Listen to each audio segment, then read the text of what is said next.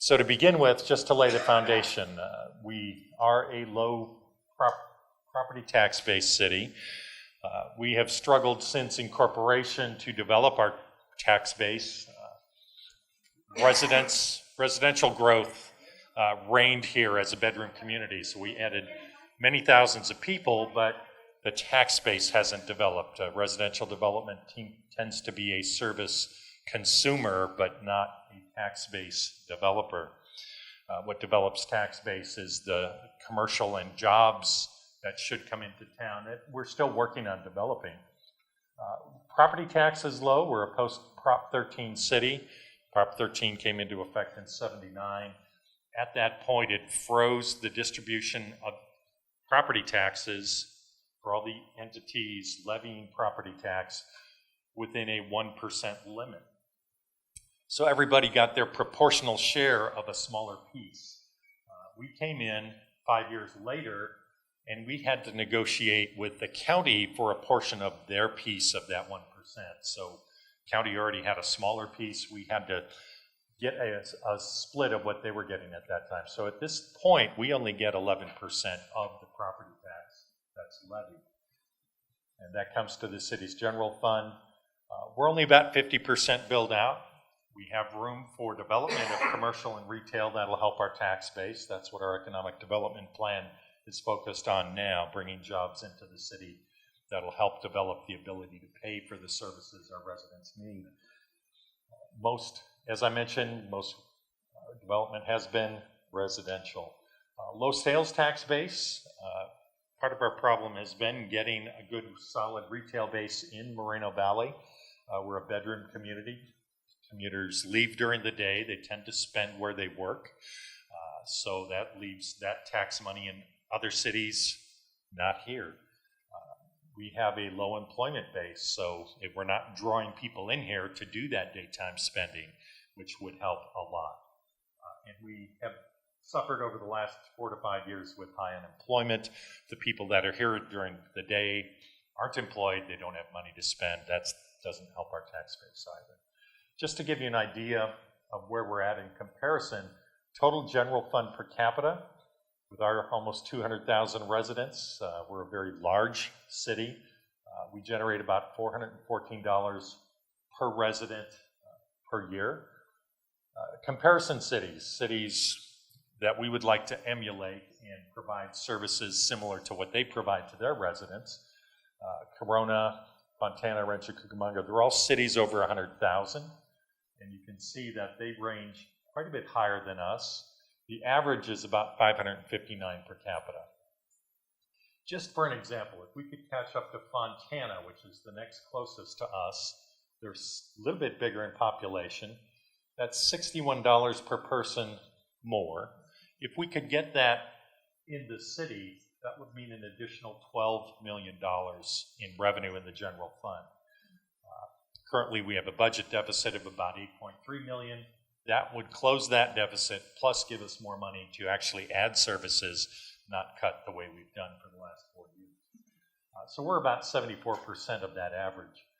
Just to focus on sales tax for a minute, we've got a lot of data in this chart. We've picked third quarter 2012 to again compare to those same cities. The number of businesses, we're below average. We have 2,700 businesses at that point. You can see that Fontana, for instance, has almost 5,000 businesses in town. The average is 4,500. The sales tax generated per business, we're actually not doing too bad for the businesses that are here. We're generating almost 1,200 per business. The average is 1,400. We're only 82% of that average. So what our businesses here generate is pretty good. When we look at the sales tax generated per 1,000 population, we get about 16,000 per 1,000. The average of these other cities is 43,000 per 1,000 population. So they have the regional shopping centers. Rancho Cucamonga has Victoria Gardens. Temecula has shopping that draws from all the cities around it, which bringing that outside money in gives them that much higher sales tax. We are only 38% of the average sales tax generated. Similar comparison, if we look at sales tax per household, this is an annual number. We're currently at $282 per household generated. And you can see how low we are compared to these other cities, and Ontario is the leader.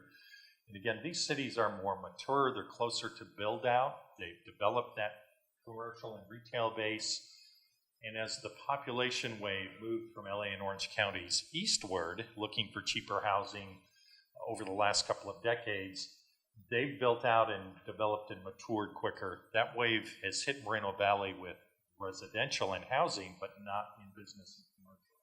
So we're at the point that is going to hit us, and that will help us build our tax base. Just a quick reference for our utility tax. On the average, that's generating, all of our tax average per household is about $308.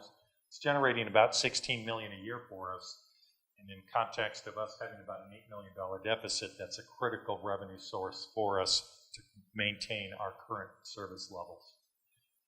Quick look at property tax. Median home price right now in Moreno Valley is $180,000. If you look at the Prop 13 limit of 1% that we would pay on that, that means the homeowner's paying $1,800. That's a big piece of money. What we get back for the general fund is 5% and 5.8% for fire, and that's 11%.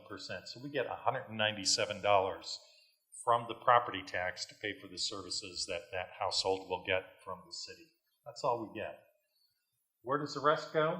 This is looking at one distribution area called the TRA. Most of it's going to the Education Augmentation Fund, where they've taken from redevelopment in cities in the past and built this fund up. That'll go to schools. Moreno Valley Unified gets the largest share. Riverside County Office on Education and RCC get some. So well over half goes to education. The county, as I mentioned, we negotiated to get a piece out of the county share, so our 11% came out of this. They still get 13%. They get more than we do. That's to provide social services and other things the county does, provide the county jail, other things that we do make use of. Other special districts get the balance, and we get this 11% right here. Looking at our total sources, we peaked in 2008 at almost $100 million in revenue, providing all of our general fund services. That bottomed out. You can see how quickly the recession impacts our revenue source. We're very impacted by what happens in the economy with sales tax and real estate and property tax being our major revenue sources. So we felt that we could not cut costs fast enough. We're still dealing with that rapid reduction. You can see that we've had a very slow, gradual recovery. We're in our fourth year of recovery, but it's been about 2% a year growth, but at least it is growth. So looking at the total revenue budget, property taxes, these two combined, it's about $22 million. It's growing very, very slightly. We're seeing the real estate market stabilize, but we haven't seen much growth, maybe a couple of 100,000 a year, which out of $20 million is not much growth at all. Utility users tax is our most stable source of revenue. Through the recession, it dropped just a little bit as some of the businesses closed in town. That impacted utility use, but not a lot. It's been our most stable revenue source and has helped us through the recession. Sales tax dropped dramatically. We dropped down to about $9 million in sales tax, and we've recovered now to about $15 million. It's been our fastest recovering revenue source. It's been growing 8 to 11% per quarter. We're now seeing, with this coming back to about 14 to 15 million, starting to slow down in terms of percentage growth, and the spending is beginning to slow. So that rate of growth is probably going to go back to about a 4% growth rate. Some of the other taxes, for about $4.5 million is franchise fees from utilities. We get our TOT tax of about $500,000 from the hotels. One of our biggest revenue sources is charges for services, where we're servicing developers to do inspections of their property as they're trying to open their businesses. We charge cost recovery for that. And for all the things we do where we provide a specific service to residents, taxpayers don't pay for that. We do recover that from charges for services. Interest revenue, we peaked back in '08 at about 5 to 6 million in interest earnings off our investments. With the low rate of return on investments, you know what you're getting in your personal savings. Our rates have dropped similarly. We're down to about 2.5 million in interest income, so that's hurt us as well. So we're proposing a revenue budget of 78 million, growing to 79 in the second year. So that's what's available for us to provide service in the general fund. As we build our budget, we first build it based on current service levels. Our management team and staff worked to do that last November through January. As we did that, we found with the revenues we're projecting about an $8.3 million deficit, growing in year 2 to 9.7. That's a very large deficit. It was as high as 14 million in 2010-11. We created a 3-year plan to reduce that. The plan has been effective. We've reduced it to about 3 million, and we've had certain cost impacts that have brought that back up with street lights, costs going up. We're now subsidizing that by $1 million. We've had some contract cost increases that have been substantial. Council in a workshop February 2nd looked at where our budget is with the deficit back up to 8 million. They looked at our reserves, which have been drawn from 50 million down to about 23. And looking at some of the other pressures on our general fund, made a very prudent decision to direct staff to balance this budget in 1 year.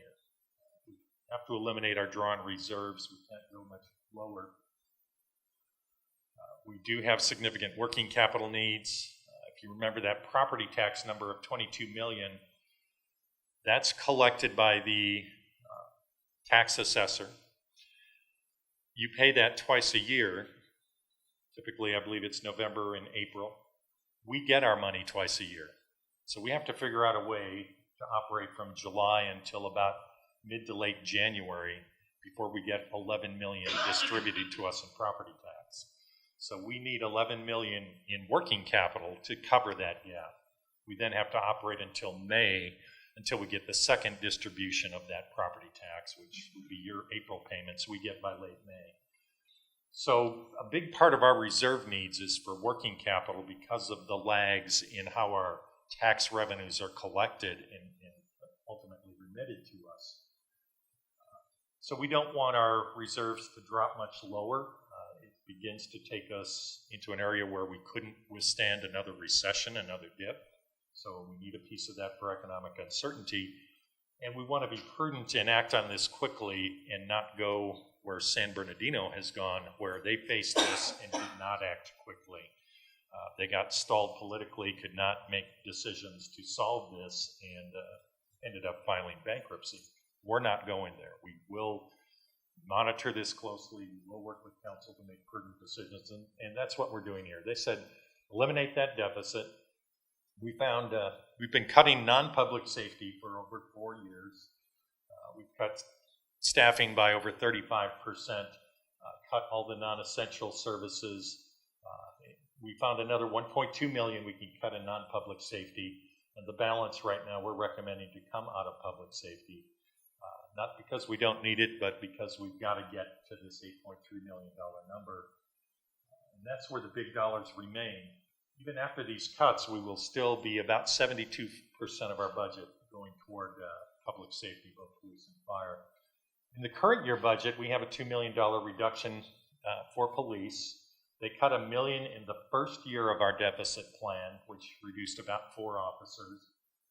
We tried in the second year to work with them, and they were very cooperative working with us to see if we could cut $2 million without reducing any more service. We found, as we've gone through this year, that can't continue. We got through that for 1 year, but we can't do it that way going forward. So now we're proposing to cut $2 million out of the actual service hours that we contract for from the sheriff. Year 3 of the DEP had another $2 million program. We're recommending to continue with that. And then a final $2 million, that'll be the piece that gets us into balance to reach our $8.3 million mark. Fire department, we opened a new fire station in October of 2012. We we're planning for revenue growth more rapid than what we've experienced. We had reserved money to open it for 1 year. Having used that money, we find that we now don't have the money to continue to operate that. So to get $1 million savings out of the fire department, that'll close right now July 2014, and they've proposed some one-time savings in the first year to get a similar amount of savings. And we do reach our amount of $8.3 million in savings and actually have a slight surplus in this base budget that we're proposing. You can see in the second year we have $1 million deficit recurring. What's driving that are continued increased costs in our police contract. It's about a $35 million contract going up 5% a year. That's an additional $1.5 million. Fire costs continue to rise at about 3%, and our PERS costs are by contract with CalPERS for retirement. They're solving retirement problems within the state. That drives the cost to us. That's going to go up 7% a year for about the next 5 years. Where does that hit us? These cuts, 25 police officers is what it takes to cut $6 million. So we'll be dropping our sworn officers available to us from 181 to 156. We closing the fire station removes 6 firefighters from our staffing. And in the non-public safety reductions, we have 1 customer service assistant part-time coming out, 2 deputy city attorney positions, and 2 mid-managers out of community and economic development. We're also looking at the potential to save $250,000 out of the library if we contract that out. As part of our deficit planning 2 years ago, we looked at that. We identified it could save about $250,000. At that point, we were trying not to impact staff more than we already had. We tried to keep that, and we find now that with the deficit continuing, we're going to look at that. We should come back to council with a recommendation on that within 30 to 60 days. With those cuts, this is the distribution of cost by department in the city, and we're right at that $78 million mark, and then costs grow to almost $80 million. If you recall, 79 was the revenue number. Where we're seeing the cost growth, everything's staying pretty flat. Our police contract costs go up $2 million from $37.9 to $39.9. Our fire costs, with the $1 million in savings, the contract actually grows by about $400,000. So our net savings here is about $600,000. And we have a cost coming back in the budget in year 2 for retiree medical. Part of what we did to save money for 3 years while we're in our deficit elimination plan was suspend payments for retiree medical. We have an unfunded liability there of several million. To be prudent, we are proposing to pay back into that trust to fund our retiree medical costs. What this does, it balances us in year 1, meeting our council directive to get a balanced budget, and with those cost pressures exceeding our revenue growth. Revenue, again, is growing about 2 to 2.5%. We have some very large pieces of our budget that are growing between 3 to 5 to 7%, which are above revenue growth. So we will come back to council probably by mid-report for this year's budget and identify where we can save $1 million before that next year starts to make sure we're in balance in year 2 before that year hits us. So you can see with that deficit recurring and our costs driving higher than revenues, we do have an ongoing problem that we need to figure out a way to address either through an additional revenue source that may be temporary, may be permanent. We're studying what may work there, or face continuing reductions in service levels and try to do it on the expense side, which is difficult after we've already cut budgets significantly for 4 going on 5 years. We have employees continuing on a 10% furlough program going into the 5th year. Furloughs are basically intended to be very short-term solutions for short-term recessions. We did it in the early 90s here when we had a recession. We were on a 5% furlough then, lasted for, I think, 2.5 years. We're going on almost the 5th year of this. At some point, we need the productivity back from people. When they're on a furlough, we're losing 200 productive hours per employee per year. It's a lot of productivity we're losing.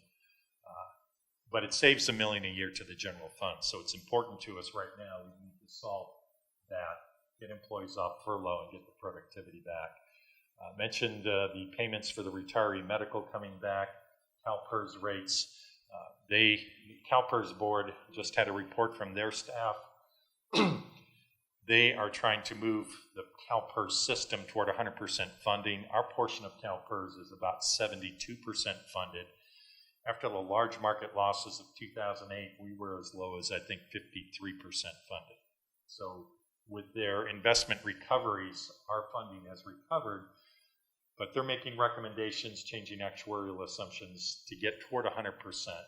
And that's going to drive our costs up, as I mentioned, about 7% a year for the next 5 years at least. Reserves dropping to about $23 million. That's not a huge reserve level for a $78 million budget. We don't want it to drop much below that. And although we get it balanced, we do go back out of balance in year 2. We're going to quickly cover the non-general fund. Post-Prop 13, we have had to be creative in how we fund the services the residents want, particularly in this city where we've had a low tax base. So we do some of it through community service districts, which are primarily funded through parcel fees, parcel taxes. We've done a lot of improvements in the city through the former redevelopment agency. Since the governor's eliminated redevelopment, we're now winding that entity down through what is called the successor agency. We get a lot of special revenue funds that are special purpose funds, that grants, CDBG, things like that we track for their specific use that can't be put into the general fund. And all of our capital projects, gas tax, Measure A, that type of thing, are tracked separately. Enterprise fund is our electric utility, and then we have combined costs shared amongst all these entities that are tracked and charged out to them through internal service funds. Our CSD is our largest of the non-general fund areas. Gets a small bit of the property tax. Primarily parcel fees and parcel taxes drive $11.5 million in revenue. The services they provide, library I mentioned, about $1.8 million a year. General fund is subsidizing. Without contracting out, a little over $500,000 of this is funded from the general fund. Contracting would save the general fund piece of this. Zone A, $9 million budget there. This is the first year that Zone A has actually gone negative. We brought back 4th of July. We brought the golf course operation back in-house. So we've had some cost pressures come back into that program. We'll be working over the summer to look at the costs there and get that back into balance and preserve their fund balance. Residential streetlights has been a problem. It had been previously funded 100% by parcel fees. With cost increases in Prop 218 impacting our ability to raise that fee, it's now a $1 million subsidy from the general fund to support that and keep the lights on. That's part of that $8 million deficit now. The rest is primarily landscaping. We do charge specifically in different geographic areas residents for the landscaping that they benefit from and have requested. So this in total is about $18 million and slight deficit in that program. Electric utility has been operating for about 10 years, still in its infancy as a utility, but this is the second year that revenues are exceeding expense, and we have a surplus of about $650,000. That surplus money will begin to be used to fund their reserves. As a young entity, we don't have sufficient reserves for replacement to stabilize it. If the equipment breaks, we've got to use new revenue for that. So to stabilize this operation, we will set aside and build a reserve for replacements. And they need money for working capital in their operation as well. They do have an obligation coming due that will take some of their cash balance, and we'll talk about that in a minute. Some of the things that are challenging us going forward that aren't in this budget but are having impacts. We have a debt service payment that is funded from development impact fees. This one specifically, we issued bonds to expand the police building for about $8.5 million in 2005. At that point, development was strong. We were collecting significant amounts in police development impact fees, and that was targeted to be the debt service money to pay that back. Right now, with development stopping in 2008, we have not collected much in police development fees. They've now consumed their balance, and in fact, as of June, they will have borrowed $3 million from the general fund to make those debt payments. We will be formalizing a loan for that by June and creating a mechanism so that when development does occur, that'll get repaid. But right now, that's a draw on our reserves in the general fund. So that's an area we have caution about the impacts of that. Mentioned the utility has a $2.5 million payment due to ENCO, our system operator, January of 2014. That will draw cash down in that operations. We have enough to make that payment, but then our working capital gets thin. We have, in addition to the $23 million reserved, an additional $2.6 million reserved in the general fund to be able to loan that working capital money to the electric utility specifically, so that should not impact them. But again, if they draw on this, we'll watch that very closely. That's another red flag that's a hit against our reserves in general fund. And finally, I mentioned our successor agency to the redevelopment agency. They did a debt issuance in that same 2005 debt issue that was almost $9 million that was used to improve Sunnymead Boulevard. That project was finished, I believe, in 2008. They, through their commitments in 2005, committed to pay $600,000 debt service for that $9 million they borrowed. The State Department of Finance, being involved in the successor agency operations, we have to get their approvals every 6 months to make payments, have denied this as an eligible repayment on that debt service. We are challenging that. We have extensive documentation on the redevelopment's participation in that debt service. We believe will prevail. If not, that becomes an obligation of the general fund and increases that deficit. So again, something we're watching.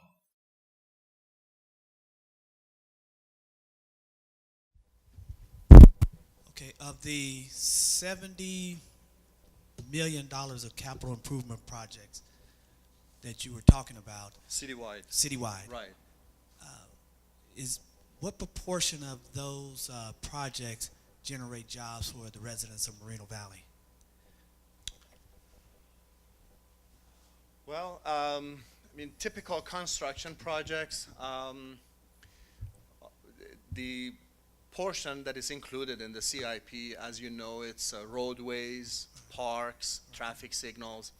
Those type of projects obviously have indirect good impact for creating jobs in the sense of construction jobs.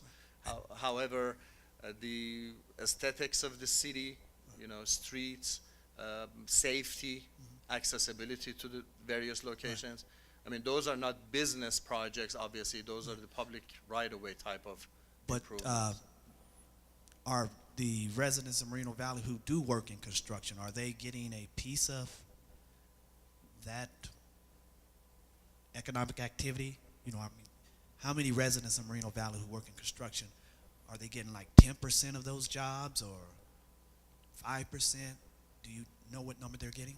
Yeah, the capital improvement projects are contracted out for construction, and also even the design of it. Most of them are not done because those are large in nature. We don't have enough staff to be able to design all those projects at the same time. But the bigger dollar amount has to do with the construction. Those are usually go out for bidding, and then the based on the low bid, lowest responsive bidder, they come in and they get awarded the contract. Now, they usually bring their own workers. However, they might choose to hire workers within the community because it might be easier for them to hire from within. But it's really difficult to put a percentage or a number on it. Because that would at least put more money into the city in regards to, you know, people here spending Correct. some money here. And we're spending public funds, and how we spend public funds is a very prescribed process, as Ahmad was mentioning. If these are public works projects, we have to follow public works law in how they're bid, competitively to make sure we're giving them to the lowest bidder and not playing favoritism in how they're awarded. So that restricts a lot of our ability to make sure that goes to local companies. Now, so if we were a charter city, we would have a little bit more control over that. Is that, I haven't looked at the flexibility available in a charter city, but that may be able to give us some flexibility there. On certain projects.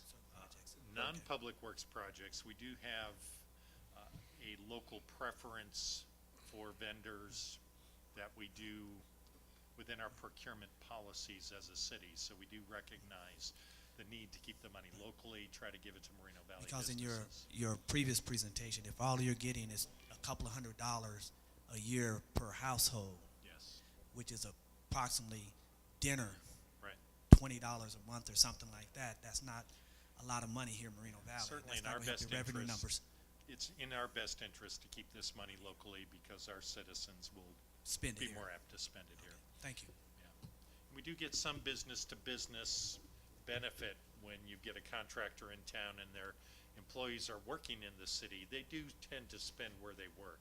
So when they're working here, we do get them spending on food that may be taxed if it's fast food, or they may be buying at our local markets. So we do get that benefit from that investment. Tough question, son. Good question. Yeah, excellent. Actually, construction, my game. There is, in fact, Darrell Terrell made several proposals to the city, showed him that local cities in Southern California, and I know for a fact, I dealt with the LA Unified School District, the city can establish procedures that says to a contractor or to anyone else that you've got to have it in place, whether you're a charter city or not. You've got to have something in place. I doubt if the city of Moreno Valley ever takes those kind of steps, because we're not into that. We're into low-paying jobs, like the warehouses and hot wings and things like that, which is better than nothing because people are starving out here. But it could be better, and it should have been better all these years, but it's not. So the question I wanted to ask Rick was, is there anything ever been brought up at YouTube about charging the full amount of developer fees again? And I think, is it still at 50% if I'm correct?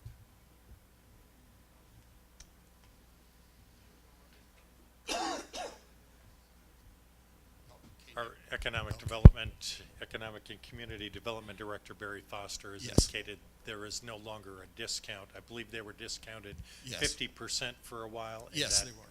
That has sunsetted.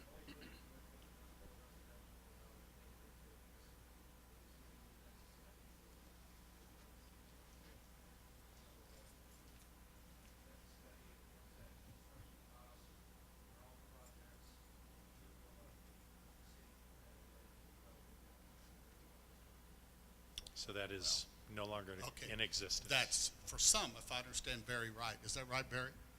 Just for some of the projects. For nothing, housing or anything. Okay, all right, thank you.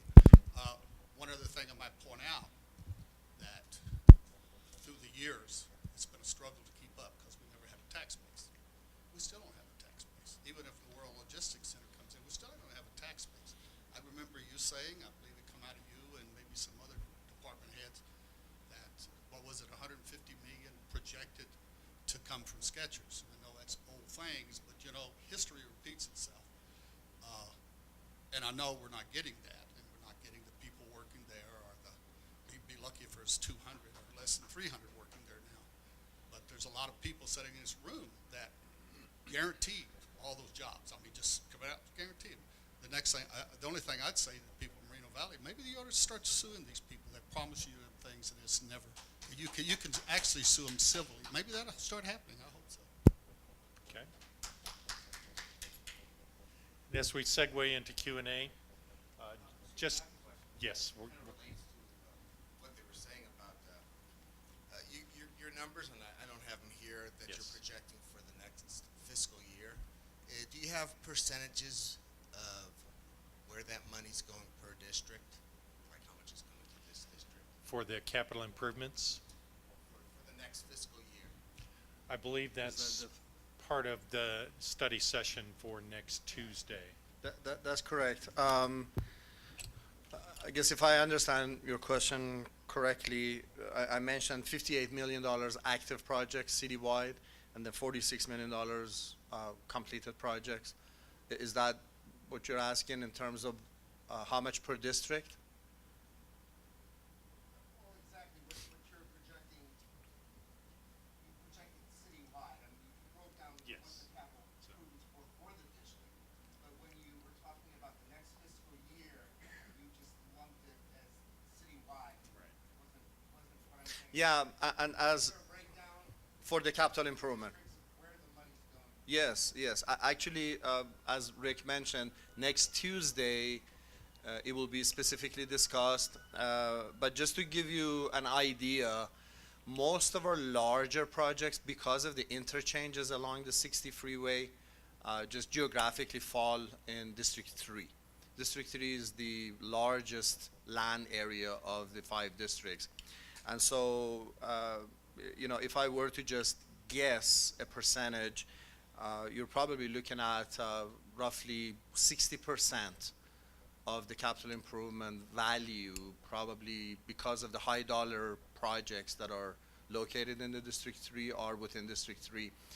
Then District 5, which is near the March, that also has a high dollar number because of the Heacock street channel, even though it's not fully funded, but that's one of our worst areas, in terms of the flooding, and we're working diligently with March Air Reserve Base and the feds and county flood control to be able to fully fund that project, hopefully during the next few years. It's under design right now, so that also has a high dollar number. But then one, Is that separate from the lawsuit? oh yeah, it's a capital improvement project, which Mark JPA, the city, and the Air Reserve Base have equal shares, almost equal shares. Well, Air Reserve Base has almost more than half of it, and then JPA and city has approximately 1/3 of the channel. And then District 1, which is District 2 and 4, are almost equal in terms of the size and dollar value of the capital improvements. But most of it has to do with the type of projects that have high dollar values that fall within the District 3.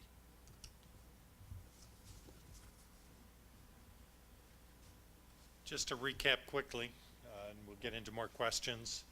We have been walking through a number of our financial issues and challenges. These are each study sessions we've conducted.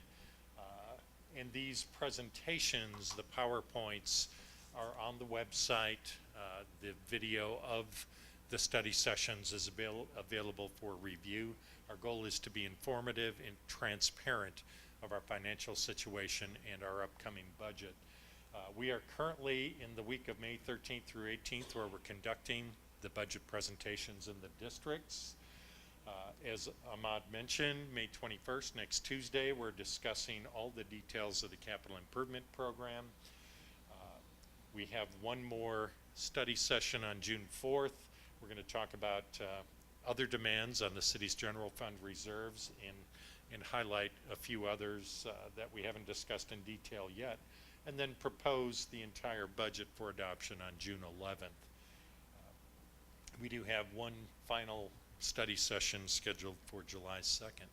So that's the overview and the presentation. More questions. We do encourage questions, dialogue. Yes, come back up to the mic and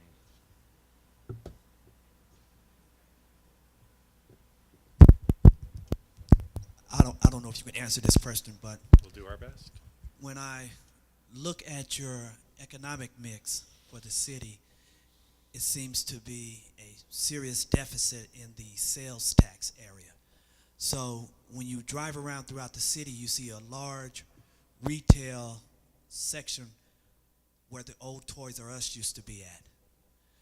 You see a large section along Alessandro where you had, I think, what they got over there.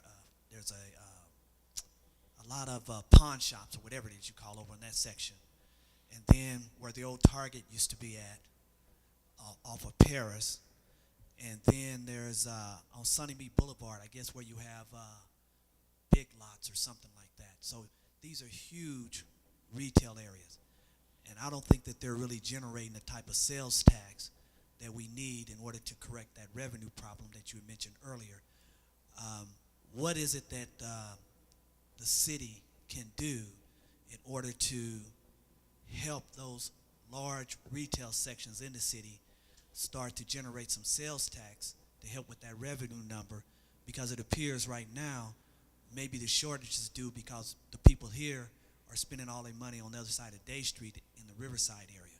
So we have large retail sections here that are not really producing, and I don't know what is it that we can do in order to make those areas attractive enough so that the citizens of Moreno Valley will spend some money at home.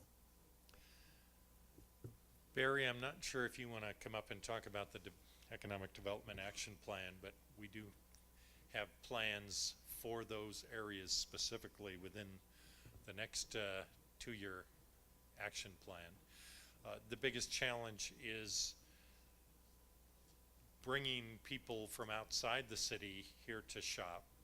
Geographically, we're challenged in that way. We have the Badlands that tend to keep people from the east and the north of us from coming here to shop. If you think of a Rancho Cucamonga, they draw regionally from all around to drive up their tax base. So we're missing that here geographically, but Barry can talk a little bit about what's going on in those areas specifically. You know, a number of those areas you're talking about, the locations are just challenges. They're not great retail locations. I think the locations have been passed by. There are better locations. If you look at across the freeway, Towngate is a better location. There's a number of shopping centers that are clustered around the mall, even on the Riverside side. Those are newer shopping centers. As you're going down Sunnymead Boulevard, that it's not a prime location for major retailers, for major national retailers. It's just not if you look at the configuration of lots, there are a lot of small, very narrow lots. It's very difficult to put a shopping center in there because you have to make a number of acquisitions there. And I think that the other challenge is that even to get down around the Towngate area, there's not a lot of retailers that are not in that market area, either in Moreno Valley or on the west side of Day Street. If you're looking at retailers that are not in the marketplace, they're primarily not there because the income levels in the community, even in Riverside in a lot of locations, the income levels are not there to support.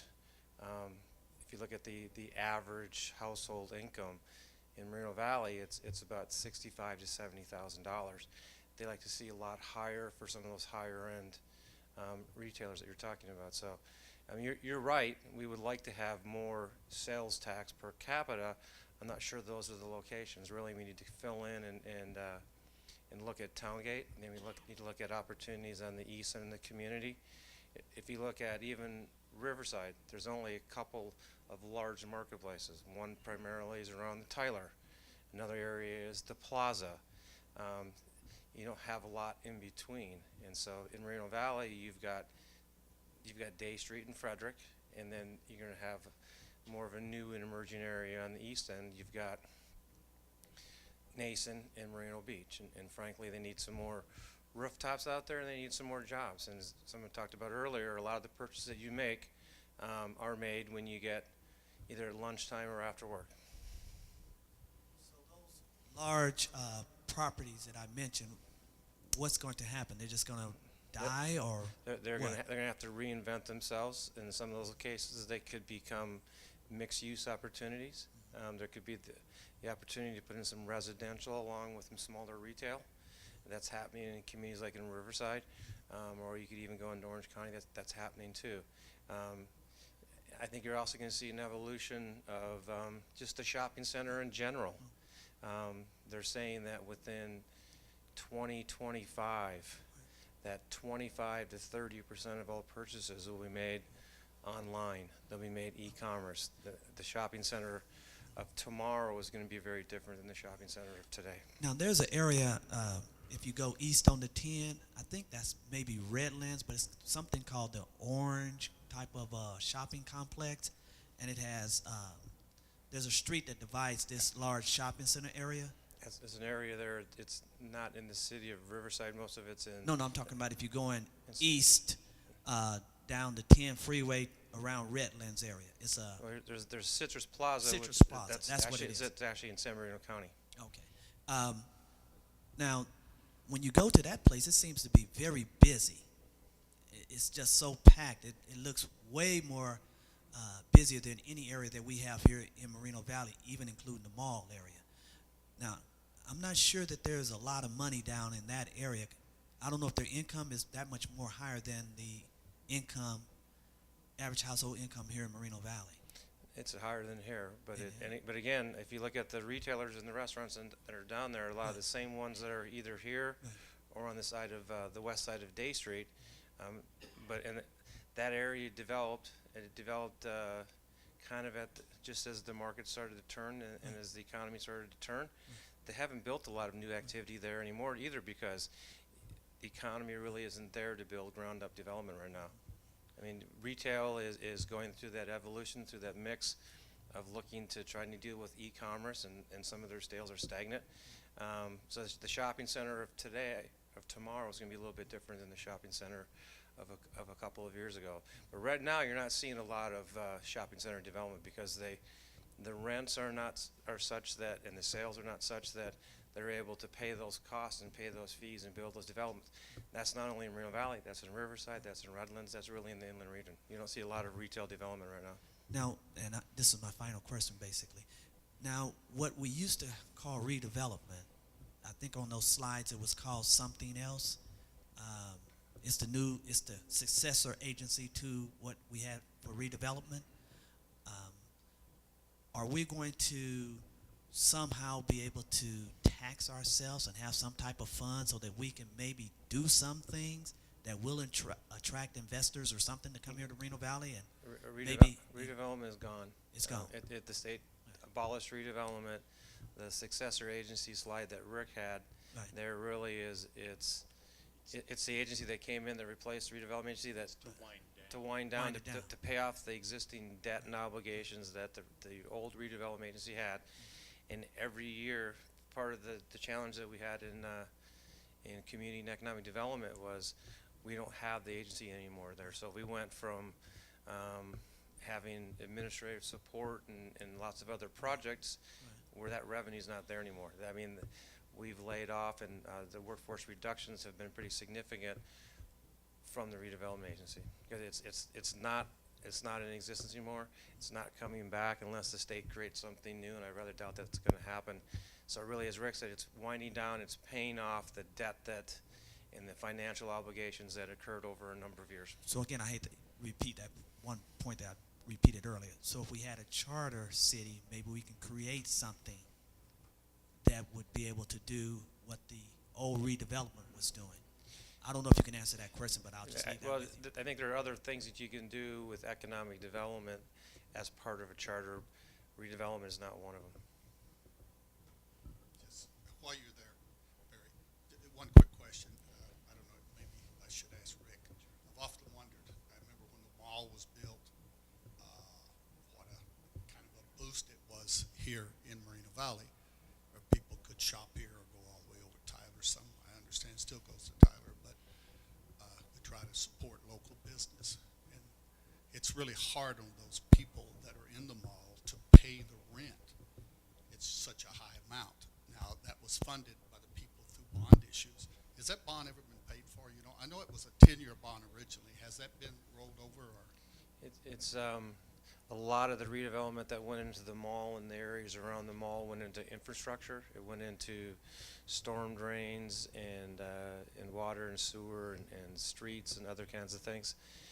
That's being paid off over time. But when you're talking about rents, whether it's a small shopping center or whether it's the mall, those are private entities, and they determine Right. what their cash flow is, what they're able to Yeah, I get from understand rent. that. My main concern is the bond was originally for, I believe, 10 years. I knew the city council people was here at the time, and they talked about it. I was not opposed to the mall, by the way. That probably came at a good time for the people of Moreno Valley. But my concern is if bonds are extended, it creates a longer flow chart. It's to paying the money back, it's going to cost us more money. So it's your understanding that it hasn't been paid off? It was never 10 years. Typically, was- the financing it's through a CFD. Usually those are 20 to 25 years. I remember at the time that 10 years came up, so I'm pretty positive about that. But most of these bonds are probably rolled over during time, I understand, are extended. You can just simply extend it, and it doesn't cost us any more They're money. not rolled over. Again, they're typically a bond issues for 20 to 25 or even a 30-year period. So if that was done in, I can't remember the year it's done, it should be getting close to being paid for. You're right. Yeah, okay, thank you.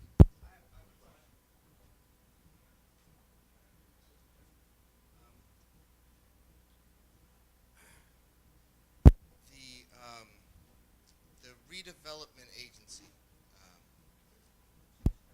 they were responsible for putting the Fresh and Easies together. Was that one of their projects? Because I saw the signs around town. Another project brought to you by, and I'm just interested in, you're looking 20, 25 years down the road where retail is going to be different, and I agree with you 100%, and I think you should look harder at the library 20, 25 years down the road, and you're going to find out that people aren't going to have books, and every city in the state of California will be able to access one database, where point, and if the schools were to get involved, you could actually give everybody an e-book for the price that we're funding all these libraries for. But that's beside the point. The point is that economic development's been going on in this city for how long, and what has it brought? I've been living in the same spot between when I moved there, Home Depot and Home Base. And I'm seeing that Home Base is in this district, where the Home Base shopping center is? Right, it's not in this district. But the thing about it is that Home Base has been empty longer than most people have lived in this city. It's never been developed. It just seems like the focus is always on the next new thing, and we're not even concerned about things that came before. I'll answer the first question. Is the city nor the redevelopment agency put any money into, we put no money into any of the Fresh and Easy store locations. The other, specifically about Festival, that is included in the new Economic Development Action Plan, the 3-year action plan. Again, that's a property that's privately owned. It's owned by a family trust. The Home Base closed because Home Base went bankrupt everywhere. It no longer exists. There is not a 100,000 square foot user that is around that I know of that would go into that space. And so we have talked to the owner about, again, trying to reinvent that area. That's an in-between market. You've got the market, the retail market on Frederick and Day Street, and then you have another one over on the east end of the community and Nason and Merino Beach. That is an in-between market. It's going to take some kind of a mixed use. It could be a combination of some residential. It still could be some retail. It could be some educational uses. It could be something.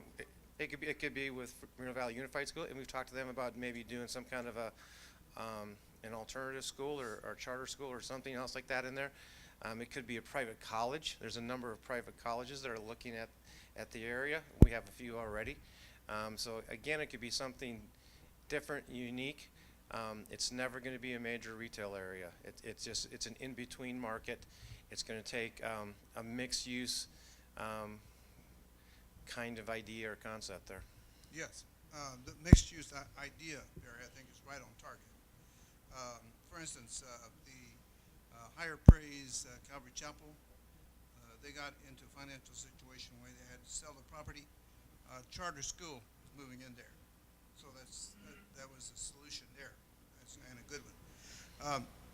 What we've done here is we have 20,000 square feet here of the building, and so we have installed a bookstore. We happen to be now the only bookstore, only Christian book and Bible store in town. But see, we're wedding the concept of the Christian book and Bible store with the church.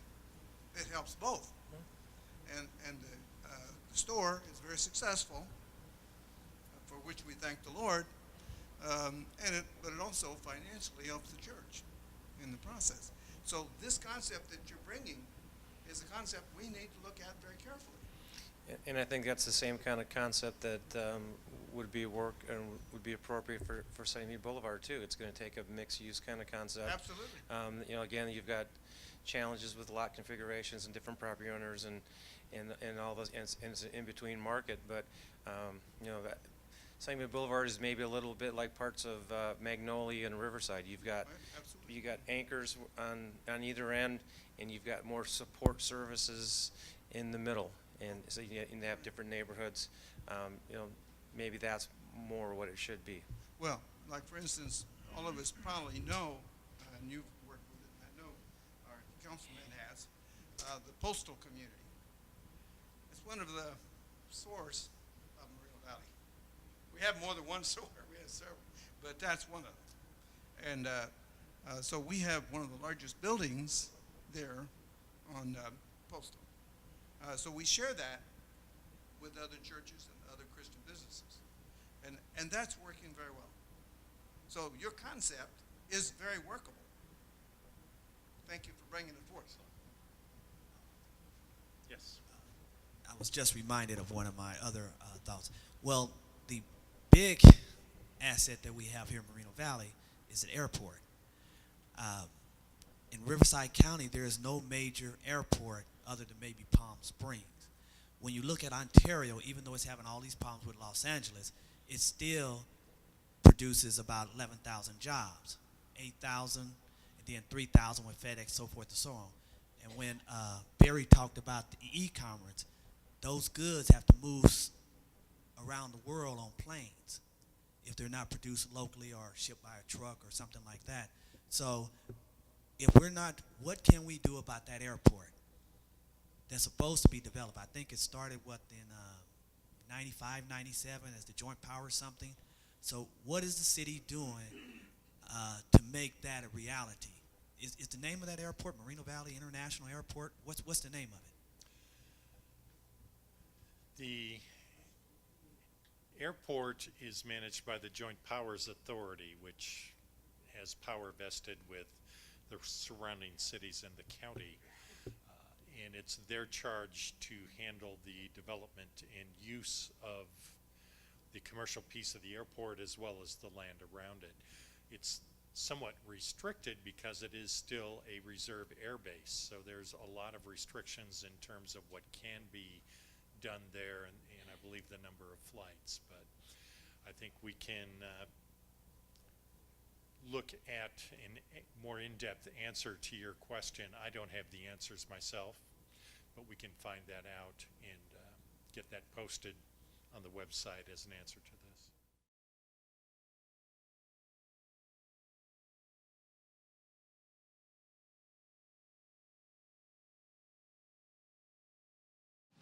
Yes, I didn't see anybody getting up. I kind of felt sorry for you guys. Yeah, thank you. It's nice of you to spend your time coming out. It's very, very good information. If people got the time to get here, I'll probably, if I do go back to work, I was thinking about going back to work so I could rest up. This retirement stuff really wears me out. But of course, I'm enjoying it. Just a couple comments, and one on the police force. Has there been a breakdown for other cities yet similar to our situation, and what was the percentage of those departments that suck the budget up? Is it similar to ours, or? It tends to It's be not. pretty similar. The recession has impacted cities, and they tend to act similarly.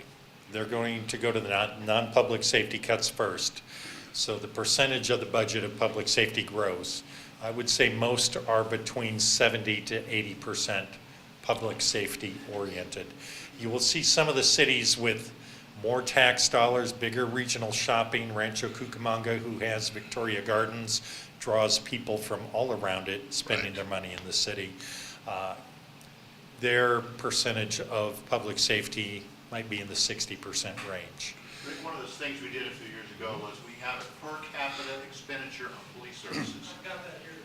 And I like to see it, when maybe you can come up, because unless it's changed, and I haven't looked at the stuff in the last year. It's changed because they did the study. Right, good, because our spending was pretty low, and we're getting pretty good results, but go ahead and give us, just so you have an idea, if you're in one city, it's not how many police you have, what are you spending per person?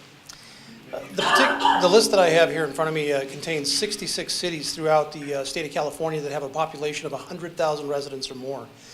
On that list, the city of Reno Valley currently places 51st in per capita spending, with a total of $212.20 per capita spent on law enforcement services here in the city. By contrast, if you lived in the city of Richmond, you would see a police department that was funded at a rate of $516 per capita. It just goes to show you that the costs are not on the high end of the scale. So I hope that answers your question. Ken. It did. Could I have a copy, could I get a copy of that from your department? I'll get you. I'll give you one. Yeah, just give me your email. Okay, thank you. That was something I was concerned with, because doing something like this, changes are really good, and sometimes you got to look at things in a light that raising taxes is not the only thing, and you're going to have a problem with that because of the attitude now. It's just hard to get around that. Like my dear old departed Irish mother used to say, "Son, don't come asking favors from me when you're talking ugly to me." That's things people need to remember in this town. But sometimes, and it's not you guys with the city's fault. I understand that. You have bosses and you work, but that's, to me, that's going to be a problem. But the thing that worries me about the police department, we could get ourselves into a situation that's going to actually cause us more misery and more money down the road. You open it up to seeing that these people work for the county and they cover their expenses and their problems, but you have a police force, and that's something that needs to be discussed. I really believe if you have a police force that is basically hired by the city, works for the city, you have more avenues for problems to come about.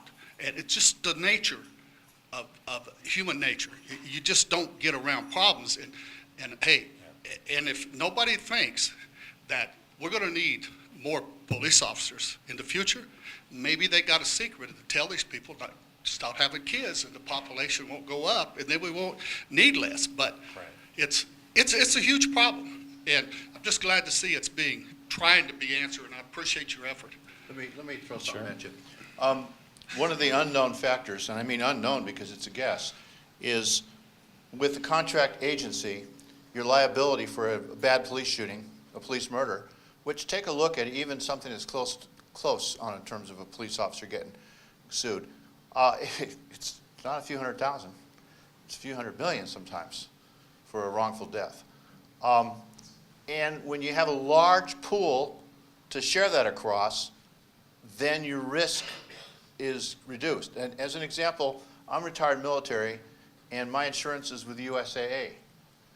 And right now they've expanded the pool of drivers to include almost anybody who's ever in the military. It used to be only military officers when I first went in. And the cost of the insurance was probably a fourth, maybe a third, of all state and any. I'd go to one of these places where they say, we'll give you a pen or something if you'll let us give you an estimate. And I said, who are you insured with? And I said, USA. And they said, don't bother. We can't match it. How many people are familiar with USA Auto Services? Right. And you know what I'm talking about. Farm, State Farm, AAA, none of them can compare. Well, that's because they have very carefully, the pool of drivers is safer. The same thing goes for police liability. If you have a poor department that's poorly trained, and in bad apples, close to the edge apples, whatever you want to call them, and one bad police shooting in 20, 30 years will wipe out whatever savings you think you're getting in that 1 second. Many of these police departments that disbanded, the Sheriff's Department is very careful.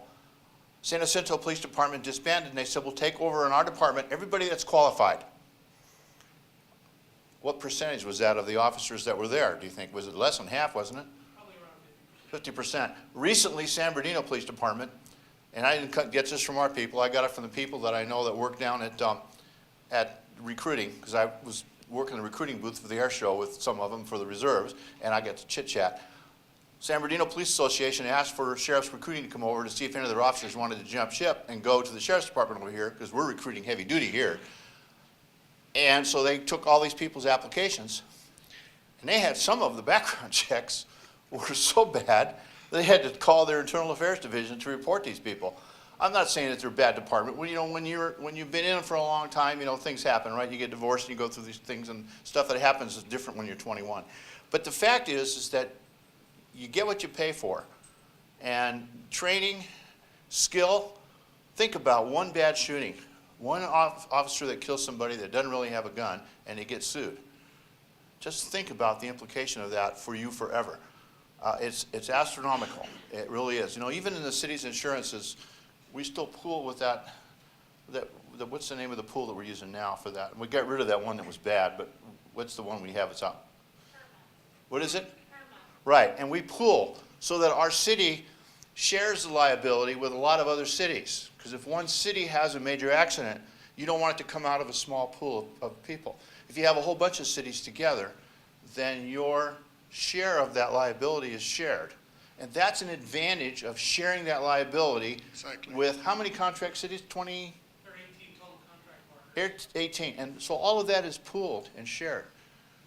The other thing is if you have a shooting that is deemed to be good, but the officers caused a lot of controversy, like the Mennefield shooting, that officer was transferred. Even though it was a clean shooting and everything else, it was controversial, the people in the community, African-American community, and the people down in that area at the time had distrust for that officer. I'm not saying he was a good officer, bad officer.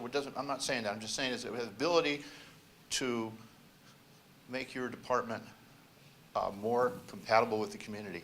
You know, I've had several police officers in my family. My sister, in fact, was one of the first female that, for the Riverside County Sheriff's Department, that patrolled by herself. And that was years ago. I'm not going to tell anybody how old she is, but she's a little bit younger than I am. That's a tough job because, you know, you're human. You're not a machine. You can't be programmed. But I can say that our force out here, I have a lot of confidence in them. There will be times that things happen, but on an average, these people are courteous and know how to do their job, and I applaud them. Thank you. Thank you. Got a couple questions for you, Rick. Sure.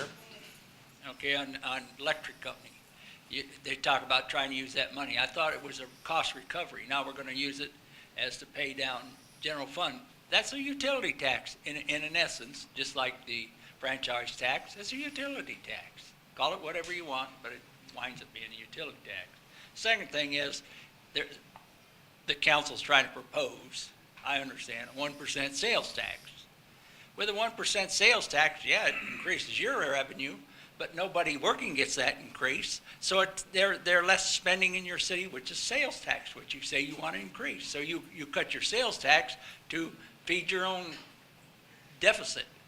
So, you know, have you figured that in the equation? How much you by people losing, especially the people who are on fixed incomes. Now, if you cut their spendable money 1%, they're not going to buy as much. So what did you increase? You know, have you figured that in there? Third part being your tax increment from your great redevelopment agency, which I'm glad went away because I was over in San Bernardino when that got started. What a crooked deal it turned out then, and it ain't got any better. But I'm sure it did real well because Edgemont paid, all part of the red line of Edgemont, paid their increments plus the increments of the tax increase per year. It did real well over there. I mean, it increased that place real well, didn't it? I mean, it really helped. It built pinky sidewalks, fancy signs at the auto mall. And the property tax tripled in Edgemont, didn't it? Well, let me explain. When you mentioned redevelopment agency, I was here when we did the Costco, attracting Costco. And it was brand new. It was like, this is all strange, you know. Flying airplanes is a lot easier. Costco came in, Duda owned the property. I don't know the exact numbers now, but I think Duda wanted $12 or more a foot for the property. Costco wanted to pay $4. And how do you make a deal to get Costco come in with Duda, because he's the owner of the property?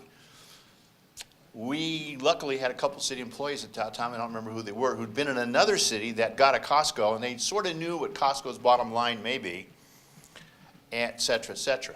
So we worked a deal. I think we got that land for $8 a foot.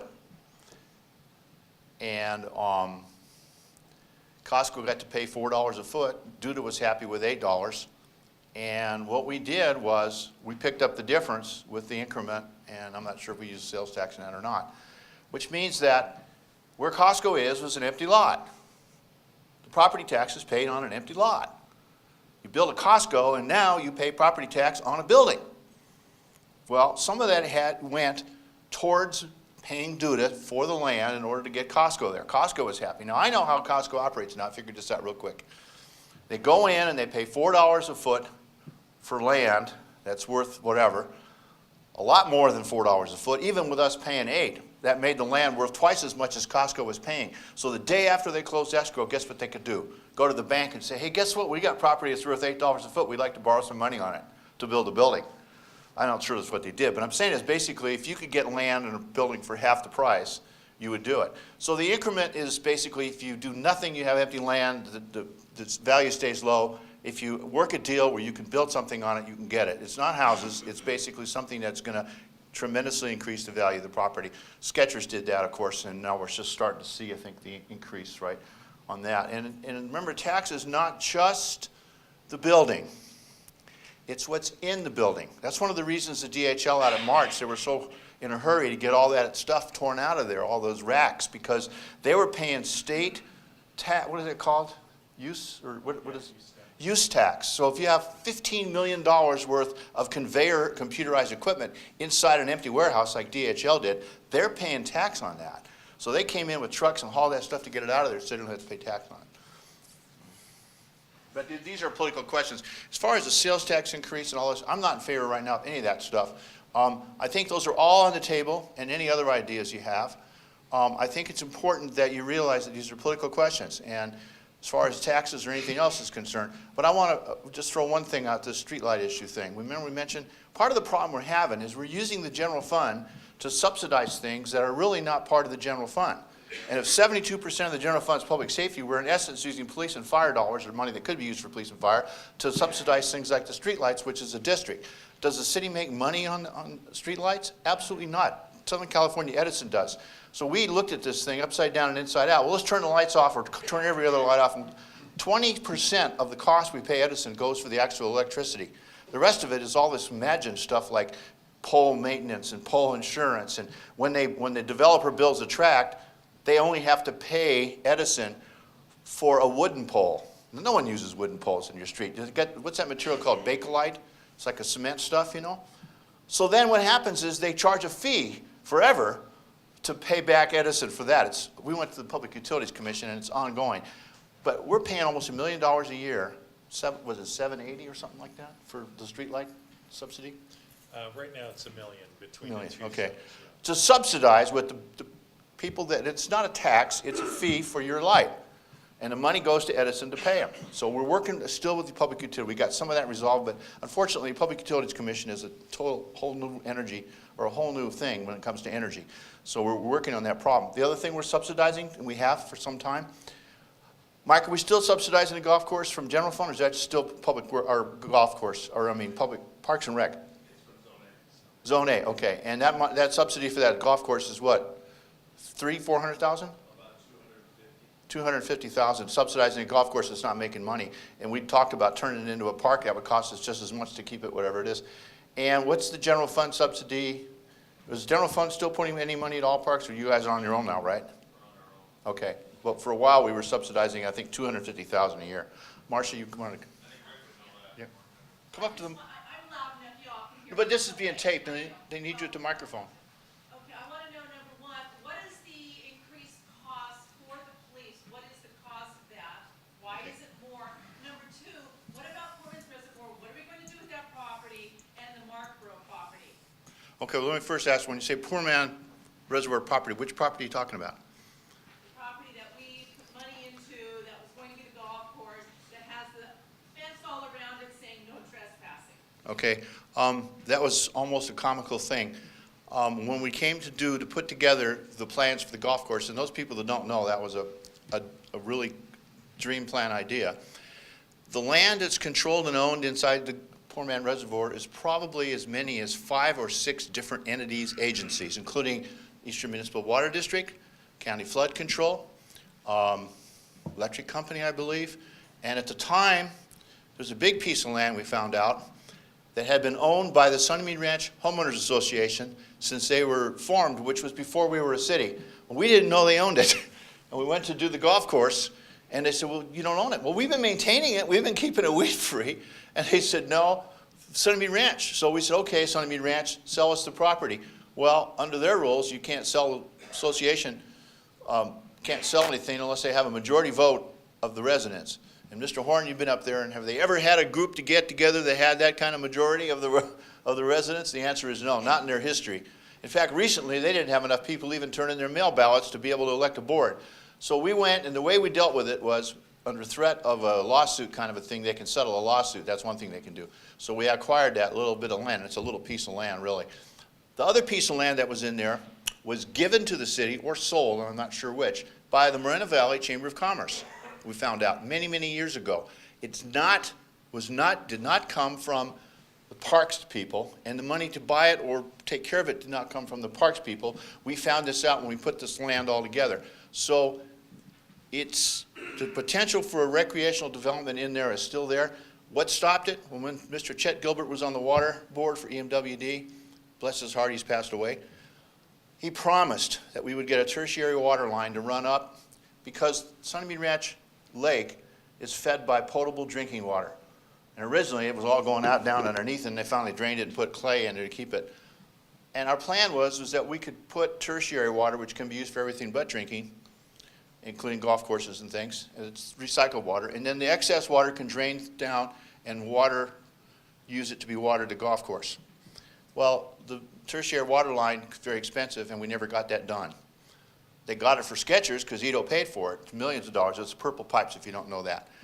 So he still promised, Richard, we'll get it. We'll get you the tertiary water. So then, bingo, he's gone.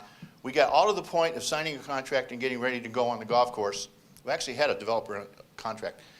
EMWD said, oh no, we have a drought. There's no water whatsoever for a golf course, period. So that's what stopped it dead in its tracks. I don't know as far as the land. I think the lease, the agreement contract with the county for the flood control land, which is a significant piece of that land, was gone. We still have dreams. We did the environmentals. We still have ideas of doing something in that reservoir. It may end up being some kind of a nature park thing, not a baseball thing, but some kind of a nature trail. So I don't think that that's totally dead, but it needs to be taken a look at. But you can't sell the land in there because it's limited by flood rules about what you can do. You can't put a standing structure down there because of the flood channel thing. So I don't know. What was the other question you had, Marcia? Okay, the Markborough property, as well as what is the reason for the increase in the law enforcement costs? Oh, okay. I'm not against unions. Kenny knows that. I think it's great when you got a good union that gets a good deal. I was a Teamsters Union member forever, got an honorable withdrawal card, and when I went to Catalina and worked over there in Teamsters Union, I was a wide-eyed kid. I wasn't even 21 yet. And I got a check for a long weekend, and I said, I took it into the office for Catalina Company. I said, hey, you guys overpaid me. I mean, it was, in those days, I said, I only worked one day. It was Memorial Day or something. Well, the union contract says if you don't work, you get paid for not working. It's a paid holiday. If they call you to work, you get paid that 8 hours double. Plus, the first 4 hours you work, you get double and a half time. If you got to work more than 4 hours, then you get that first hours increased again. And in other words, basically what it was I worked one day in a big holiday, and I got like a week's pay. RSA with the previous board, Pat McNamara, they worked a deal out, and I think they got a pay cut or something along that line. They really gave some concessions because of the problems. The membership threw them out. And they've negotiated a deal with the county. And I think it's 5-year increase for 3 years. Is that right, Chief? I can probably address this better. Why don't you address it better? But let's put it this way, they're getting more money. But why don't you, I'm going to stumble around on that one. The most important thing to remember about the contract rate is that it's a cost recovery rate only. There is no profit for the county. It pays for the cost of doing business and providing the service. One of the things that's kind of a fallacy or things that people misinterpret is that we make money. Well, the county is not allowed by law to make money on their contracts. So when you buy an hour or contract for an hour, you get services for that hour. Now, when you hear the contract rate, everybody recoils because, oh my gosh, who is worth $132 an hour? Well, nobody, and nobody's getting $132 an hour. That money goes to support all of those positions that support those officers who are out there in the field. So it's paying for that officer's hour, but it's paying for a portion of my salary, my lieutenant's salaries, the sergeant's salaries. That's the thing you need to understand is that when you contract for what we call one officer, which is about 1,780 hours, that's an annual contract. We figure that each officer will be gone either on sick leave, workers' comp, vacation, training, or something like that for about 300 hours a year. So we only bill for the 1,780 productive hours that they actually work. So what you get with that contract is you get a piece of a chief of police, you get a piece of a lieutenant and an office assistant and a detective and a sergeant, and all of those support positions are folded into that contract rate. You also get a piece of the recruiting, the personnel bureau that does all the hiring for the sheriff's department. You get a piece of the SWAT team and the helicopter unit and the central homicide unit and all of these other units that support that officer who comes to perform the street level, boots on the ground police work in the city. So it's really critically important that all of you understand you're not paying exorbitant fees for your officers. Nobody's enjoying $100 an hour salaries. That's just not the case in law enforcement. It doesn't work that way. You are getting the total package with that fee. The other thing that I want to clarify is we talked about indemnification earlier. We get sued if we look at you and you think we made a mean face at you, okay? That's just the way it is. We had 5 unfortunate officer-involved shootings last year. They were all completely justified. I'm confident that that will be borne out in the investigations. But we will be sued 5 times, and we will have to defend those lawsuits. There's no cost to the city for that because they are indemnified by the county. That is a huge benefit to the city. So that's one of those things that contracting gets you. And so what I can't stress enough that you don't have these exorbitant salaries, and that's the thing that is a little bit of a misunderstanding. Yes, the unions do negotiate for their membership. That's what all unions do. They're expected to do that. If they don't do that, they're not a union for very long, okay? So the Riverside Sheriff's Association, which represents the rank and file, they had a contract imposed on them by the County Board of Supervisors at one point a couple of years ago that was a 10% across the board cut. No ifs, ands, or buts. We're taking 10% of your salary and your benefits. There's nothing you can do about it but leave, go, whatever. That's just the way things work sometimes when you come to impasse and you can't reach an agreement. Subsequent to that, they struck a bargain, a deal, which is what all unions do, what they bargain with their employer. And the thing that you all need to realize is the sheriff has absolutely nothing to do with that. He doesn't negotiate contract rates. He doesn't negotiate with the unions. He's completely insulated from that. It's not his job. He has no input in that process at all. It's the County Board of Supervisors and the representatives from the union who negotiate those rates. They have to negotiate those rates to a reasonable standard because you want quality law enforcement officers working in your city. You don't want people who are, $8 an hour, poorly trained people, I would suspect. I don't want those kind of people policing my city. I want professional law enforcement officers. That's why law enforcement costs money. Here's the thing to remember. Riverside County Sheriff's Department, in comparison to numerous agencies around the state, is a very, very reasonably priced organization as far as the officer salaries go. I don't have the chart in front of me, but I can tell you that on a scale, did a comparison of 15 agencies. We were down around the 10, 11 range as far as officer salaries. So again, they're not exorbitant costs. They sound exorbitant, and I understand that. It's a lot of money. You have very good law enforcement in this city because the city has wisely chosen to keep up with the demand. You have 200,000 people who live here, and you grow annually. So that's what that's about. Let me just ask you one question. I'm not trying to pick on the union because RSA is a great organization, but didn't they get 5% raise for 3 years, is it? No, What's it's the not. percent? I don't know what the percentage is, but I know that the percentages are offset because we're now paying our own retirement as well. The employer paid portion of our PERS, employee paid portion, EPMC I think is the term, that's 9%. At the end of the contract, we will all be paying, both the RSA and the law enforcement management unit, we will all be paying our own 9% out of pocket.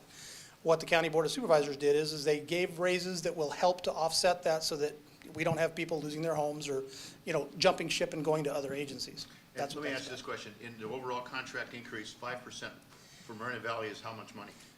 The overall contract increase for the next fiscal year is 4.69%. And what does that result in money? That results in about $1.5 million to the contract rate. So that's what you're dealing with, is that you have the same number of police officers and the same level of service, but an increase in cost. Now, remember, wrapped up in all of that is the cars and the gasoline and the maintenance. Remember, all that is all amortized over a large. Now, Sheriff Sniff did something.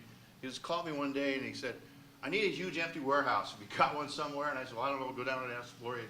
Well, what are you going to do? What do you want a big giant warehouse for? He says, well, I just bought a whole bunch of Ford Police Interceptor cars Laboratories. because they're not going to make them anymore. And how many do you buy, do you know? 300 or 400. And the CHP and all these people were calling him, you got a bunch of extra cars for sale? No, I don't have them for sale, because what are you going to do when we need these cars? So all of those things that you think about goes in. Now, the interesting thing is, that's the supported rate and all that stuff. The sheriff has done Moreno Valley Schools contract, are they still amount supported? It's a different rate, but it's a much lower rate. Previous sheriff started it and completed it. They pay for the school resource officers on the campuses, and they don't pay the supported rate. I think we pay for the sergeant at this. Correct. Because ordinarily, there's a formula for, like. Span of control. For 6, you get egg rolls or something like that, one of those Chinese menus. And you get, like, so many officers, you get a sergeant, and so many sergeants, you get a lieutenant, et cetera. And part of this reduction and the changes is we're actually losing. You will lose 4 support positions as well. Right. I will lose a lieutenant and a couple of But he's giving sergeants. the schools a lower cost because he wants to be sure that they have the ability to afford the officers on the campus. When Valverde took away their SRO, you wouldn't believe the problems. Replacing a police officer with a campus security officer gets very, very expensive. First week that the SRO was back over there, how many, I shouldn't say that, huh? Or should I? I don't know what you're going to ask. The drug arrests that were made. Oh, I don't heard know. the first week the officer was, Fountain told me, Brian told me this, that the first week the real sworn officer was back on campus, they made like half a dozen arrests, so. That was really good stuff. Anyway, I'll be here to answer any other questions that you have. Thank you. Chief, I had a question about the proposed reduction of the police force. Does that affect, you're saying that each police officer, portion goes to this, goes to that. If you reduce the numbers, will the number also reduce The support staff? Yes. That 25 officers will result in a total reduction of 29 sworn officers. That'll mean that I will lose a lieutenant, a couple of sergeants, and a detective. So all of those units will contract. If I don't have 25 officers, I don't need those sergeants and those lieutenants to manage those people. And obviously, they're not free, so they have to be supported in some way. Yes. Yes, my name is James Kelly. I just have a couple of questions there. Sure. Well, first of all, I want to thank the staff and everything for a presentation, especially on the budget issue. I've been reading it online for quite a while, and I want to thank everybody for that. But one of the problems I have is that it seems like the cost of putting this, another issue on the ballot to see if the voters will vote for an increase, is that right? Is that what we're thinking? It's being studied, yes. Okay, it's being studied. The city has a history of doing this, and the voters have a history of churning it down. It's just the same way that we do with the police department. How much money in the past have we spent what was it, $500,000 for a study to see if we wanted our own police department? And we did that, what, Councilman Richard, a couple of times, two, three times? We did a main study a number of years ago. I don't remember what year it was, but it was a really deep study. It's a real deep And what we study. did was, after other council members came on, they said, well, we want to have our own police department, you know? That's why I need to go, because they're going back to, Marcia's been around as long as I have, and they're going back to stuff that we already looked at before, and so I said, okay, let's dust it off. But generally, those studies, once the first study is done, the subsequent studies are very, very modest in price. And they take into account changes in law enforcement and things like that. And you know what those studies have shown you? They're available, get it from somewhere down at City Hall. Because they've shown that the Sheriff's Department is lean and mean. What they call the tooth to tail in the military. There are a lot of police departments, you got a lot of fat cats sitting in the desk and not doing the police work, but they just don't have that.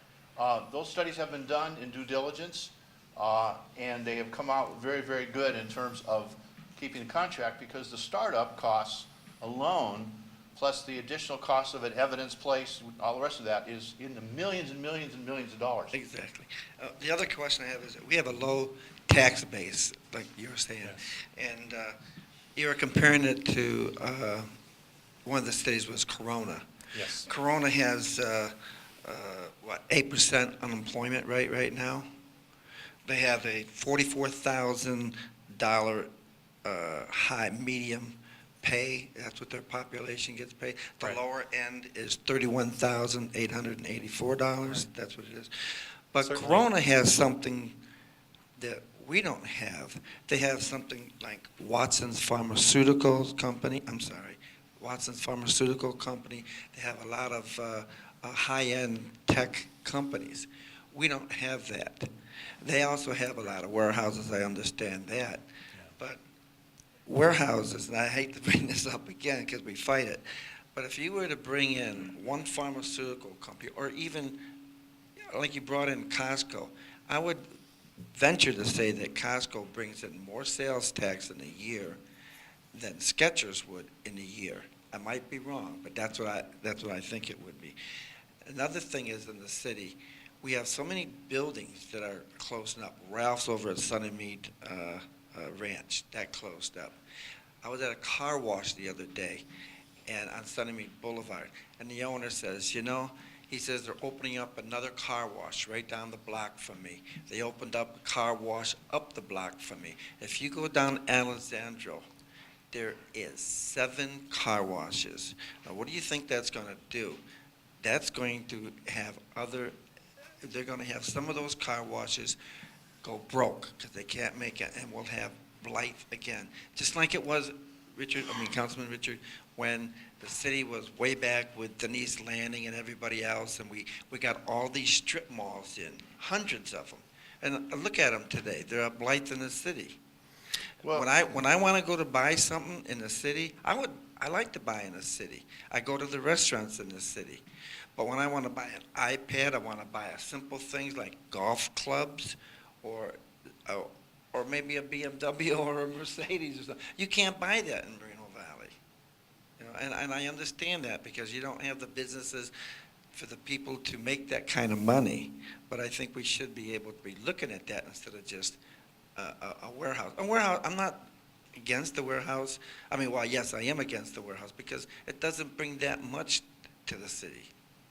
Well, in the first place, it's not about warehouses, and like I said last night, most of the people opposed to the warehouse project are opposed to it not because of the thought of it or the jobs or the trucks. They're mostly opposed to it because of the location, because we're adding more square footage than Skechers already with Harbor Freight Tools in the south end in the industrial part of the city. But that's a different question. Let's talk about Corona. Corona pulled a coup a few years ago. Robertson's Ready Mix over here on Day Street, you know where that is, the big thing? And that's in a non-conforming use, and Barry and the city staff have worked a deal with them. I don't know where we are on it. Where'd Barry go? Is he still here or did he leave? Barry, we're relocating them down. Is that pretty much almost done? And that land will be used probably for a restaurant pad or an office. But what did Corona do? Well, there's like 15 cities that had Robertson's Ready Mix batch plants. And they said, hey guys, locate your headquarters here in Corona, and we'll put all your sales tax to Corona from all these different cities, and we'll give you part of that sales tax back. Corona, so the Robertson's Ready Mix did it. There was a big lawsuit. We got involved in it. Anaheim, all these different cities said, wait a second. At one point, Robertson's was second or third sales tax generator in the city, Barry, and they're gone. Well, we won the lawsuit, and Corona can't give part of that sales tax to Robertson's Ready Mix, but the court also said, but they can keep all of it.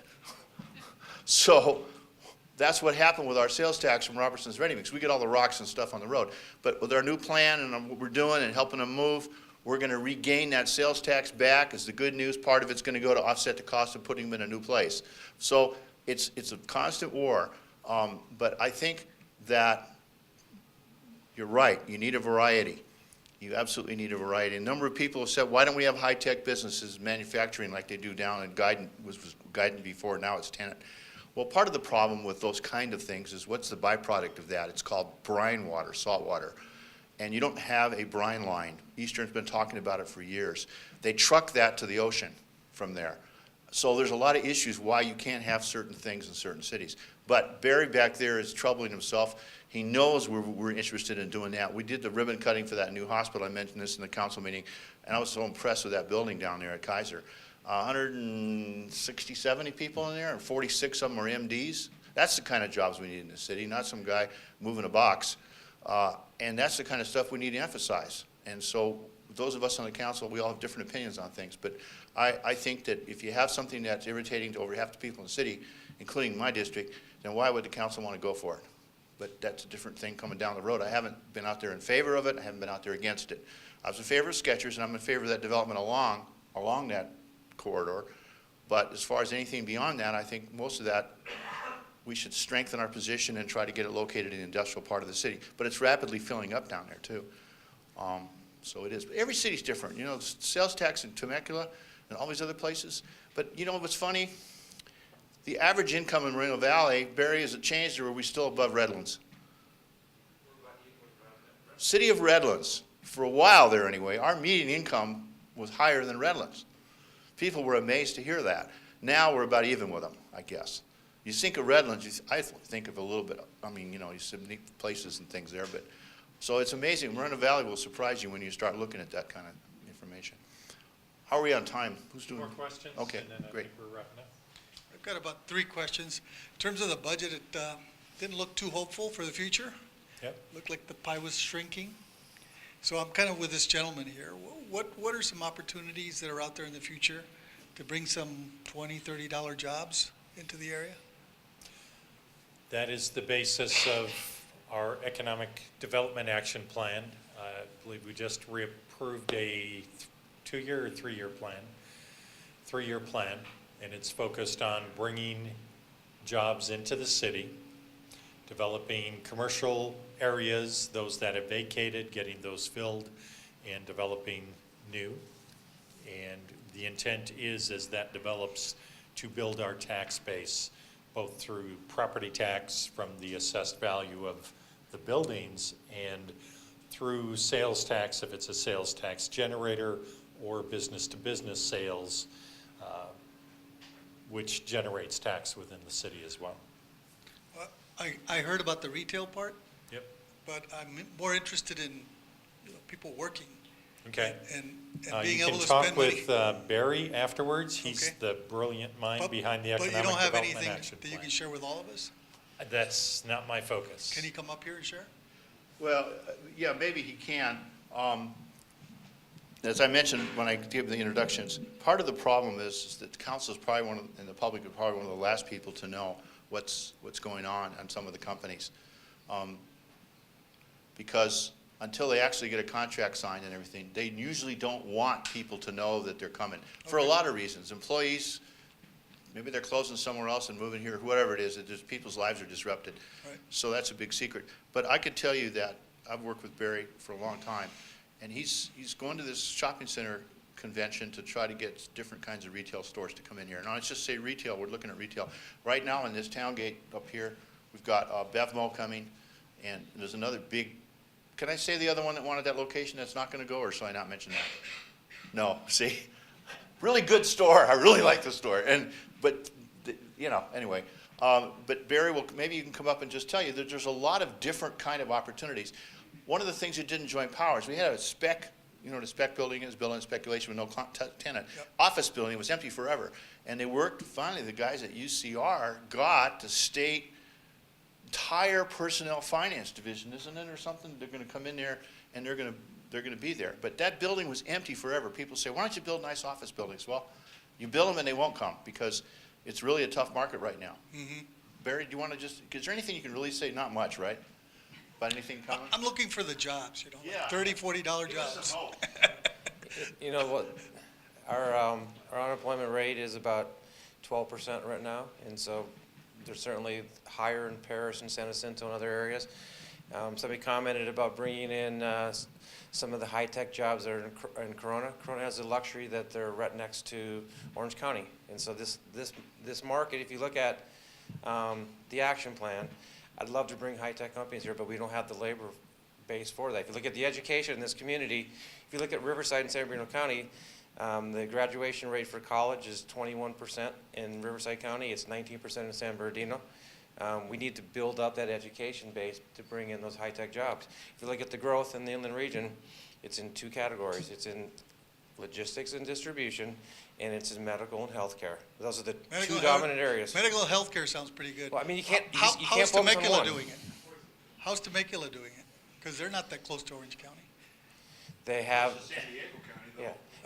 But if you look at, they're actually reducing a lot of their high-tech places right now. If you look at, I mean, in terms of the city to shoot for, I'd rather shoot for being like Temecula than being like Montana.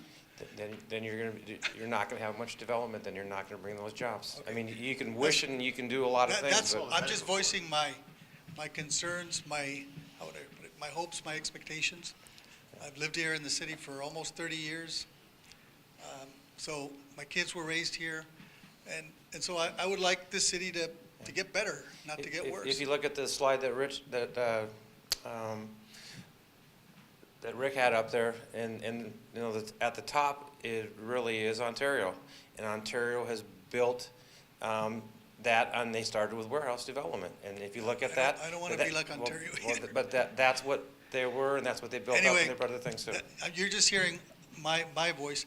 The other thing, in terms of safety, what are some other solutions that other cities have, other communities have, that are reducing crime and that are, you know, lowering the cost as well? Well, Mayor Owings has an idea. I don't know if it's going to process or not, to form a partnership with other cities and perhaps start their own PD. School's not out on that one. It has to be studied. My own personal opinion is if you got something that's not broken, don't try to fix it. But in any case, one of the things that I think it was John, I'm not sure whose idea the cameras was. Was that John Anderson's? Started with him? Was we had a reduction in the contract rate one year. We'd budgeted for a certain percent, and as a result, we ended up with like $1 million something. And he came up with this camera idea. The cameras are up, by the way, and how many intersections and stuff? 60. Amazing thing was after this bombing in Boston, a lot of cities are suddenly, including San Francisco, is now going to add cameras all along Market Street. Because without those cameras, they would never have found that individual. They got that picture, they posted it, immediately they knew who it was, and it was all taken care of. And that's one of the things. Now, Jesse Molina and John Anderson and Sergeant DeValle went to Redlands, and then some of the other people went to LAPD to look at their camera programs. That is what's called a force multiplier. It allows you to help solve, maybe it prevents crime. People know they're going to be on film, they may not do it. But the fact is we got that ready to go almost, they're finishing up the monitoring room, and that will, in fact, help crime fighting. Redlands has had tremendous success with it. And so we're right now ready to implement that. The other thing that's worked, and I think Tom Owings wants to expand this, and I'm with him on it, is the Citizens Patrol, the use of non-sworn. We don't want to get to the point where every police car's nobody with a gun in it or anything. I mean, you know, you get to a point of absurdity. But you do have the fact is looking at exactly what other cities are doing. But you know what's funny? Our traffic people, for instance, have won the National United States Award for cities in our range of size twice, first once and second the next. And right, state and national. And so their traffic program and what they're doing to prevent accidents and all of that is other cities are coming here to find out because they want to beat us in the challenge. But the police department started a special anti-burglary team first. Amazing how they were able to deal with the burglaries. The other thing they did here, and I'm not sure, again, it was John, was we used to be that the crime techs from the county would only come out on a major crime. Well, the average police officer is supposed to be able to take fingerprints, but you know how that goes, right? We got our own, how many, two? Two dedicated vehicles with trained crime investigators like on TV, the CSI. And they process a burglary or a robbery, and then you run it through the computer with DNA and fingerprints and all that, and miraculously you find out who did it. We're doing all out of those things, but constantly looking for new ideas on what's going on. We're dealing with prostitution because it went high-tech. First 2 or 3 months that Hampton was open, they had the biggest prostitution problem over there, and they couldn't figure out what was going on. And they did a sting operation and arrested a bunch of Johns, and et cetera, because it's all done by internet. So all of the innovations and things other cities are doing. If you have an idea, send it in. When we go to these conferences and things, it's amazing what you can get. City of San Jose had a booth at the League of Cities last time, and they share their ideas. Nobody keeps it a secret. The amazing thing is on here, up until they do this new coded system, I can push a button on here with an app and hear the Moreno Valley police calls. Or LAPD, I've got them on here too. Or fire calls. So there's a lot of things going on in terms of technology. I hope I helped you a little bit. Well, I could talk to the chief later, too. Yeah. The last question is, what is it going to cost, the city manager just resigned. Before that, there was another city manager that didn't quite finish his term, is that correct? Yes. So what is all that costing us? Well, We're going to have to replace the the city manager that just left decided to retire, and they did a settlement agreement, which is available at pe.com. It's also available at City Hall, and it's available in a lot of different places. And the bottom line is, when I retired from the Federal Civil Service, I got to take my sick leave and apply it towards my retirement, but they only gave me days of credit. In the PERS system, you get cash for it. He's not going to take the cash money, I believe, Tom. He's taking time, right? So he's going to continue to be on administrative leave and help the city as necessary, help Michelle if she needs a question about where did you hide this in the drawer and all that. So he will be paid his salary for 6 months. Now, that was in his original contract, and it was in the settlement thing. 6 months, right, Tom? Yes. And other than that, as far as cash is concerned, is he cashing out his other leaves at this time, or is that for later, or what? Do you know? That's upon retirement. So in December. Right, you're entitled under the PERS system to cash the money, the stuff you've accrued over the years. And the problem with that system is if you come in as a 21-year-old gardener and you end up leaving as a city manager and you accrued leave you didn't take, now there's a limit on that. But so you earned it at $10 an hour and you cash out at $300 an hour. We've limited that too, haven't we, in terms of the accrued? Right, there's a cap on that, right. So we're doing a lot of things to change. New employees now pay their own PERS, 8% or 9% or whatever it is. New employees get a lower reduction in the medical. New employees, the retirement is back to 2%, is it?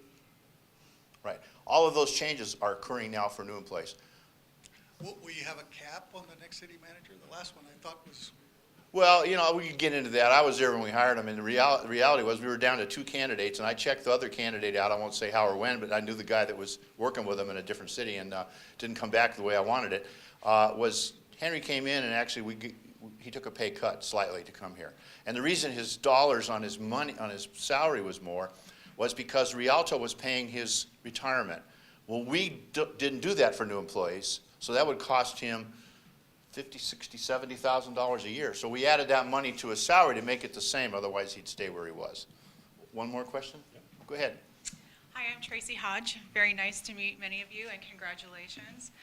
I do have a couple of questions. I've spent quite a bit of time within our budget. I think that we have an amazing opportunity to master plan the east end of the community, which I live in, and I've been a part of Moreno Valley for 25 years now, and I would like to be here another 25 years. So I have a vested interest in being here. I look forward to seeing the progress that our city makes, regardless of the bumps and bruises and the scars that we endure. I know that we have a beautiful opportunity to change things around if we take those opportunities. I do have a couple specific questions regarding the general fund. Can you explain the Zone A Park, the recreational program that's 1.7 million that's increased for this particular fiscal year of $500,000? Can you just help explain what that fund would be used for, and then what was the justifiable increase? Do you have them broke down by line item to be able to talk about tonight? Not in front of me. I would have to look at that with you. Then I and won't figure get that too out. specific, but I do have a little bit more generalized question. If we meet afterwards, we can Okay. sort that out. In regards to our fixed asset budget items, we have a whole lot of, between the 2012-13, 13-14, 14-15 fiscal budgets, a lot of new equipment, new vehicles that total almost $3 million, $3 million plus dollars. So what's the then justification of a lot of new stuff? For me in my household, whenever I can't afford something quite yet, I either put a little bit of money aside so that I could plan for that. But if I don't have the money today to spend, but I need to put it towards this other items such as our public safety, which I believe that we need to do everything that we can, trim all of our fringe benefits such as car allowances, such as, I could go on. Those are the elements that need to really be trimmed back before we cut fire and police, because they are our first responders in our community, and our crime rate has not changed over the last several years. And for us to now take them away from our community is only going to help us go backwards when we're trying to heal and go forward. I'm going to let the council member respond to that. The assets you're seeing are being bought from replacement funds, which are set aside so that the assets can be viable and there to be able to provide service to the citizens. You don't just drive a vehicle till it's ready to turn in and then try to dig up the money to buy it. What you do is you figure out the life of that vehicle. Say it's 10 years, and you take 1/10 of the cost of that replacement each year and put it aside into a capital replacement fund. And then when you're time to replace that vehicle, you then have the money already sitting there. It's like if you said, we're going to buy a new car in 10 years, it's going to cost us $20,000, so we'll put $2,000 a year into a savings account and keep the interest and everything and spend it on that. The other thing we did on the last series of cuts, we've done several series of cuts, but one of the last ones we did was we took the vehicle's mileage of the life of the vehicle, exactly what you're thinking, and we said, well, you know what, we need to extend these vehicles a little bit more. We need to be able to drive them more.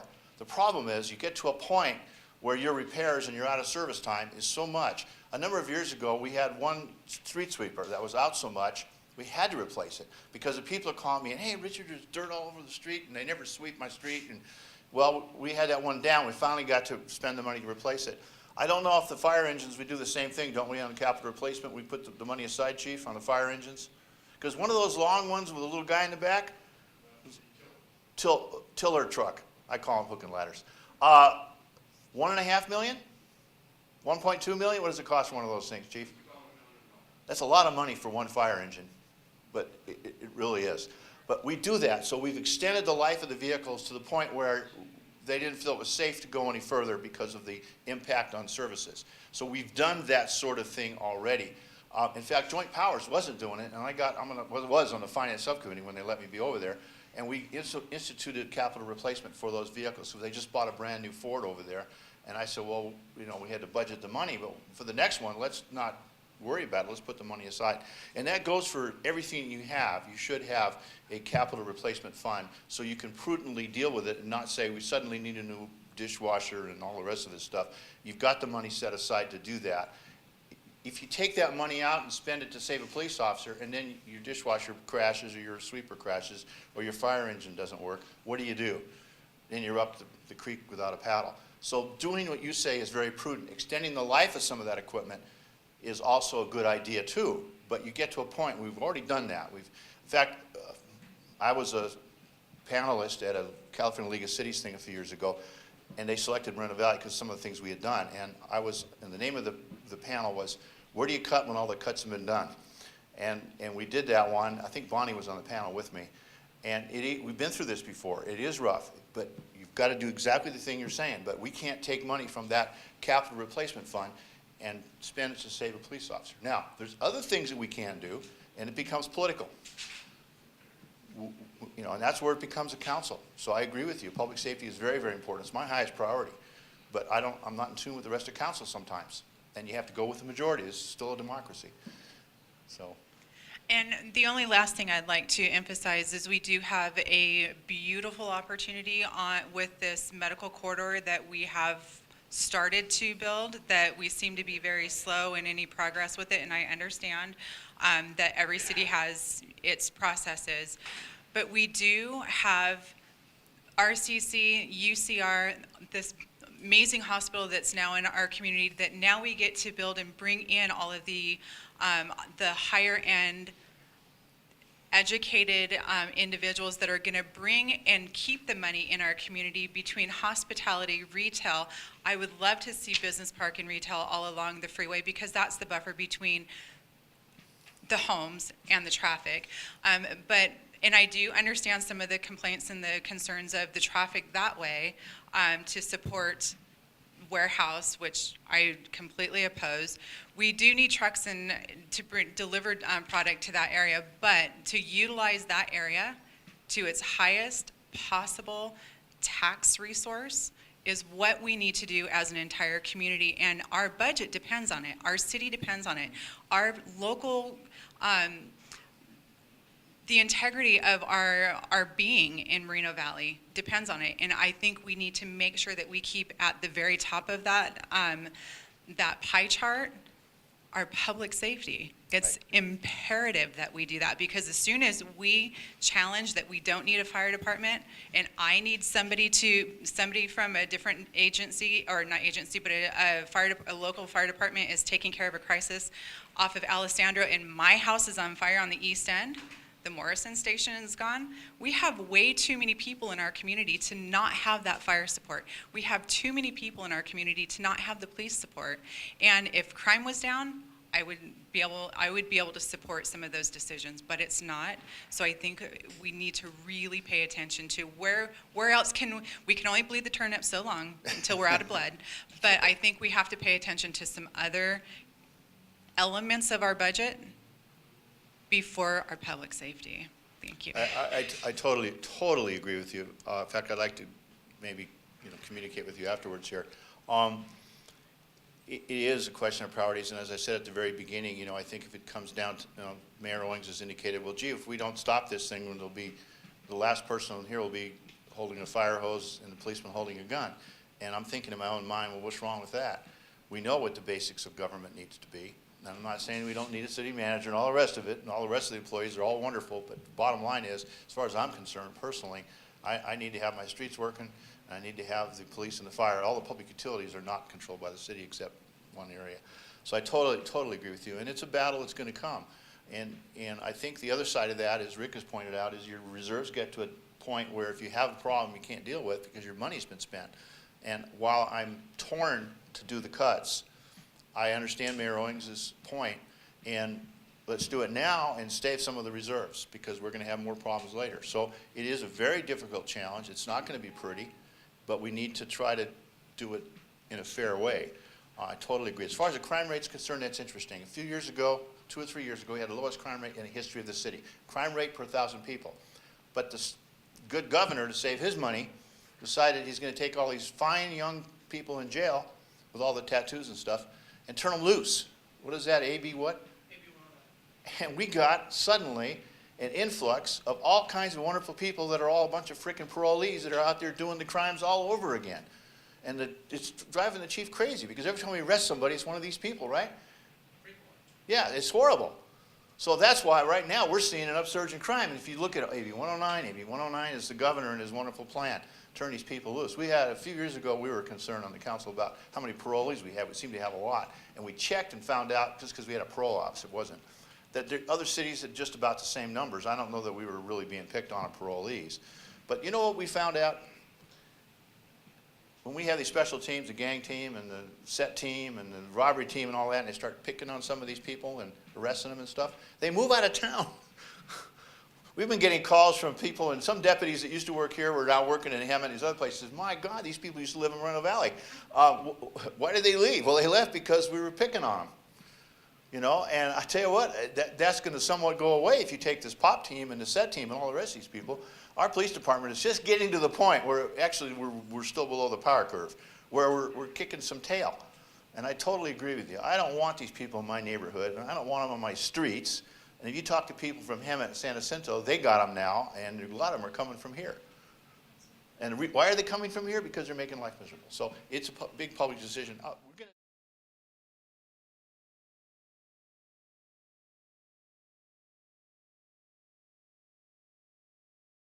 Several questions and statements. In your presentation, part of the problem here is the unemployment rate. And, but you didn't say that you had done any real studies as to why we have that unemployment rate. But there's just a couple of issues with that. The other is, when you said we get about 5%, I think, of the property tax, and the county gets 13%. Yes. Is that on track with other cities, or do other cities get more and we don't? I mean, are we getting the same kind of percentages they are? And if there's a disparity between our percent and other cities' percents, I would like to see us pursue that. Off the top of your head, are we on track with other cities or no? Prop 13 created the haves and the have-nots. It is an extremely unfair law. Cities that existed prior might get up to 50% of the property tax, depending on what they were levying within their city at the point Prop 13 occurred. It froze everything. It looked at what each levy was and divvied that up as a percentage of the 1% that was now the frozen amount going forward. So there's established older cities that had used the property tax as their core funding tool for their services that get much larger share than we do. Newer cities, newer than us, actually get less than what we get. The negotiations with the county got more difficult as they figured out how to negotiate with new cities, and so it's all over the map as to what cities get as their percentage of the property tax. So do you have a document that states all this percent somewhere at the city with you? For our city, Well, I mean, do you have that? Or is it something I need to go to the county to get? Because that's a very interesting, you can get that, I believe, on the county website, Deanna, but let me find Okay. that. This, for instance, is taken from one tax rate area. The city is split into many, I don't know, Marshall, how many TRAs? A couple thousand? Okay, 200.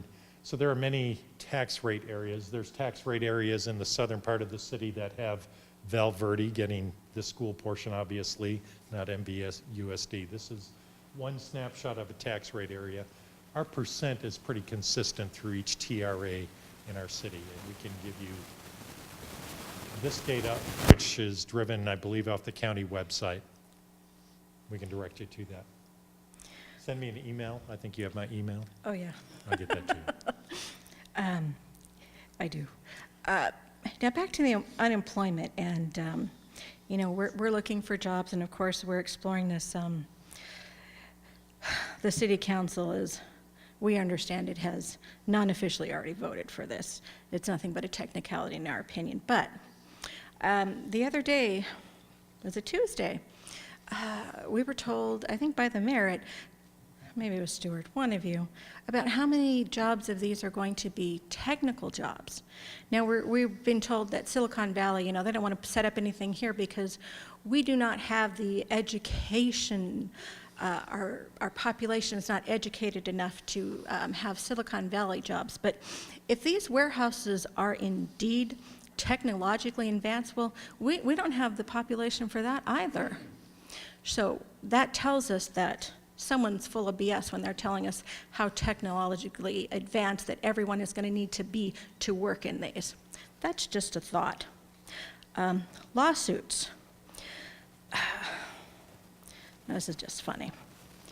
The city started a lawsuit with March Life Care, blah, blah, blah, because they haven't progressed. The city has also had a contract with Fritz Duda, and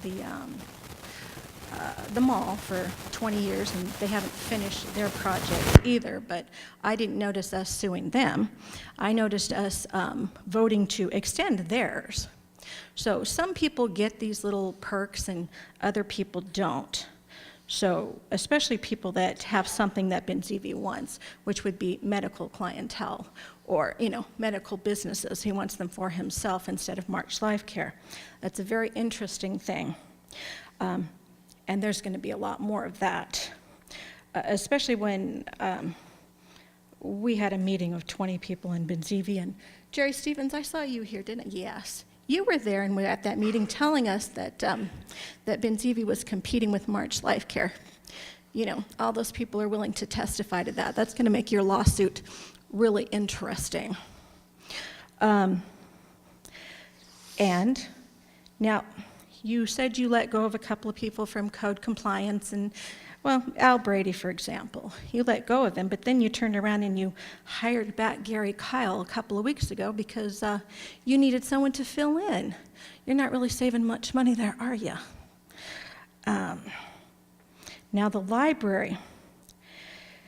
This farming out services, what this tells me is the city is admitting that they are so inept at contracting with their employees that they can't figure out how to negotiate a reasonable contract. I believe everybody that works should get paid a reasonable amount of money for what they work. And I go to the city and I see how many people work and I see how hard they work. I have never accused, maybe somebody, but with a very rare exception, our employees work hard, and I believe they deserve the money they get. But the benefits and the retirement, that's a different story. So if we made bad deals, we need to go back and we need to fix them. I'm in the United States, Social Security. Either they get an increase or they did a decrease. And I don't care if you started last year or 5 years ago or 50 years ago. When the rate changes, everybody gets changed. This, older employees getting way more than newer ones, it's unfair. So we're going to start farming out to people that aren't going to get benefits, and yet, if our city really had a brain, you'd figure out how to do that and keep employees, because that's how you have loyalty. And that's what we are missing when we start farming out these positions. So I don't mind us saving money, but let's think about how we do it. Now the deficit reduction and the retiree benefits and how much money RDA, for example, what is it, $500,000 we owe for retiree pensions? How does that happen? That's ridiculous. I made a few more notes, but I'm not going to go through all of them because I don't remember what I was thinking when I said the words. But, there's a lot of things you can fix, but you can't fix stupid. If you keep making the same mistakes, Mr. Taggart, I have a lot of respect for you, so this isn't because I don't respect you. I do. And I think, and I always see you working very, very hard. And I know whenever I ask you a question, you get back to me promptly. And you give me way more information than I do now, so you're thorough, and I appreciate it. But some of these decisions have been going on for a really long time.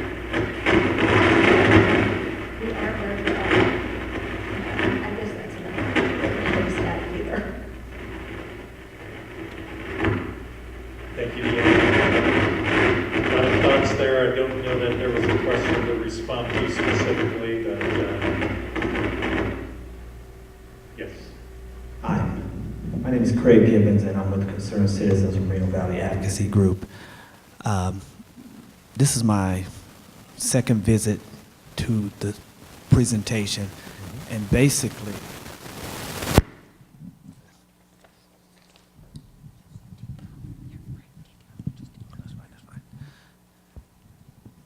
so when I look at the presentation, it looks like we have a revenue problem. It's really, you really just can't cut your way to solve this problem. And if the purpose of the presentation is to ask the citizens for a tax increase to close the budget gap, I don't think that's going to really solve our problem long term. It appears that the ask the citizens maybe for a tax to do some type of economic development so that we can increase our revenues would be the best solution. When you look at something like little tiny Temecula that has half the population and they're generating more per capita based on your numbers there, what is it that they're doing down there? I know that they sell wine and balloons and I think they have some type of, I don't know if we get anything for Pachanga, but it looks like we need to do something to generate some revenue. And what I would like to know is how are we going to pull together the citizens in this community so that we can have some type of long-range plan that's going to move us from, I think what's Temecula has 6 million and we got 3 million or something. I was looking at those numbers up there. And Ontario, I don't know if I caught the right number, but it looks like it was like 1,400. And I know they have an airport and they have Ontario Mills and a few other things. But I would like to know what's our long-range plan so that we don't have our employees in the city going to 6 or 10 years of those furlough days or something like that. So what is our long-range plan that you all are going to come up with to get this city to work together so that maybe we need a tax to do some type of economic development, to partnership with some developers or somebody so that we can build this city so that we can generate the type of revenue and have the type of services that we need for this city.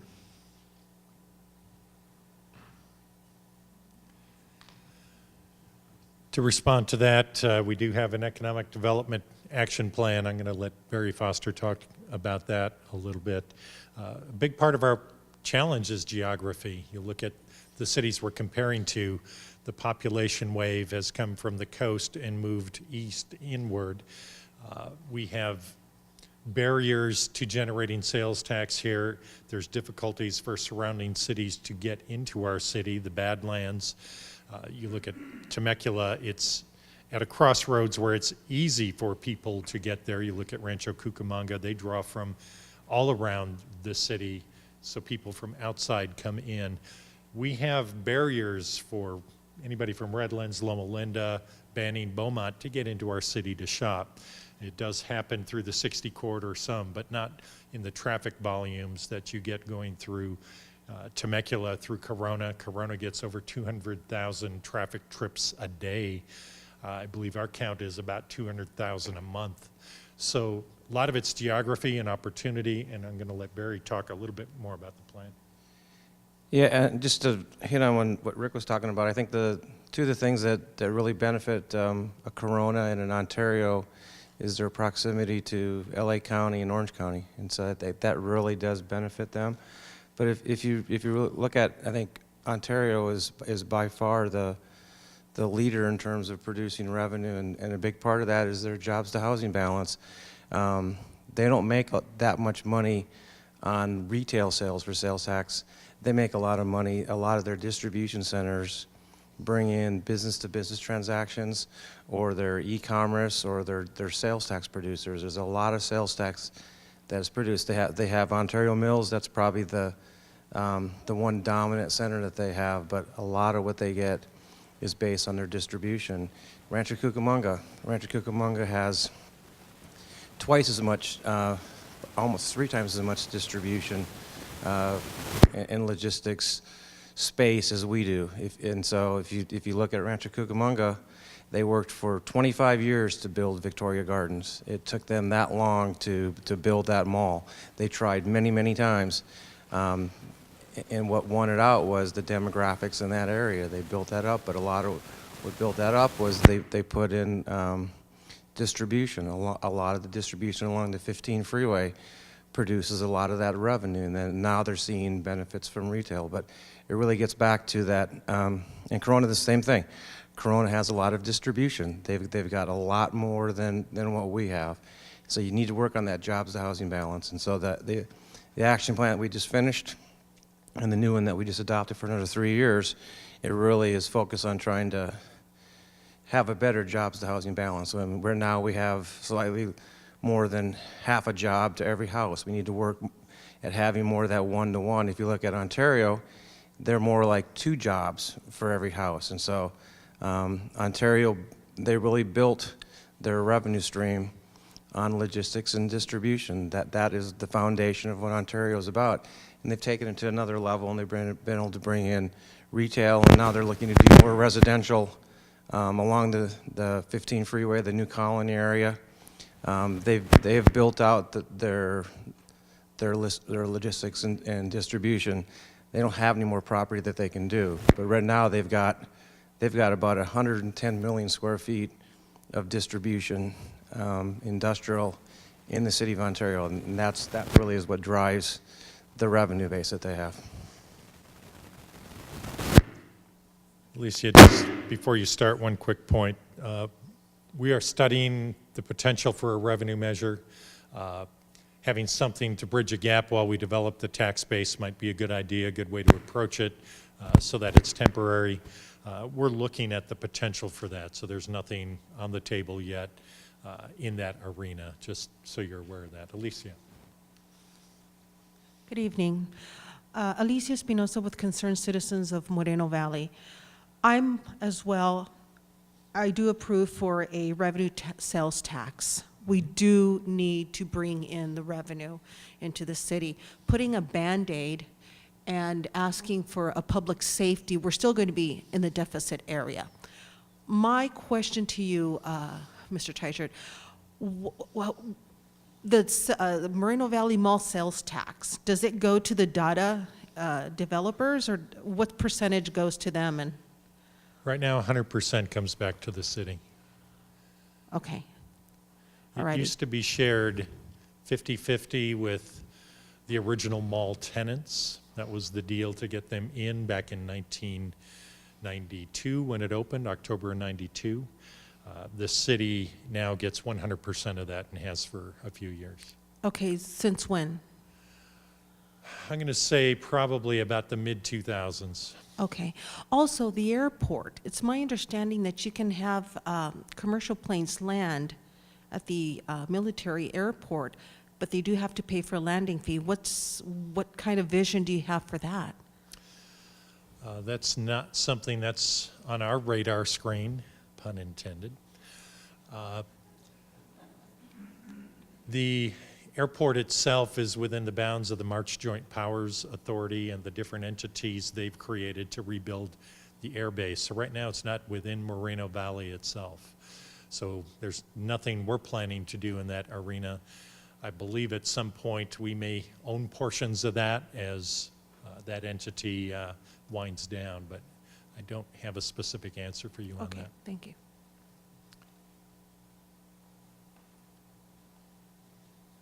You know, when we were looking at things, we don't have a good economic mix here. Most of the towns that we were looking at with generating revenues, they had a lot of manufacturing. Places that had money coming in, people working. We're talking about jobs.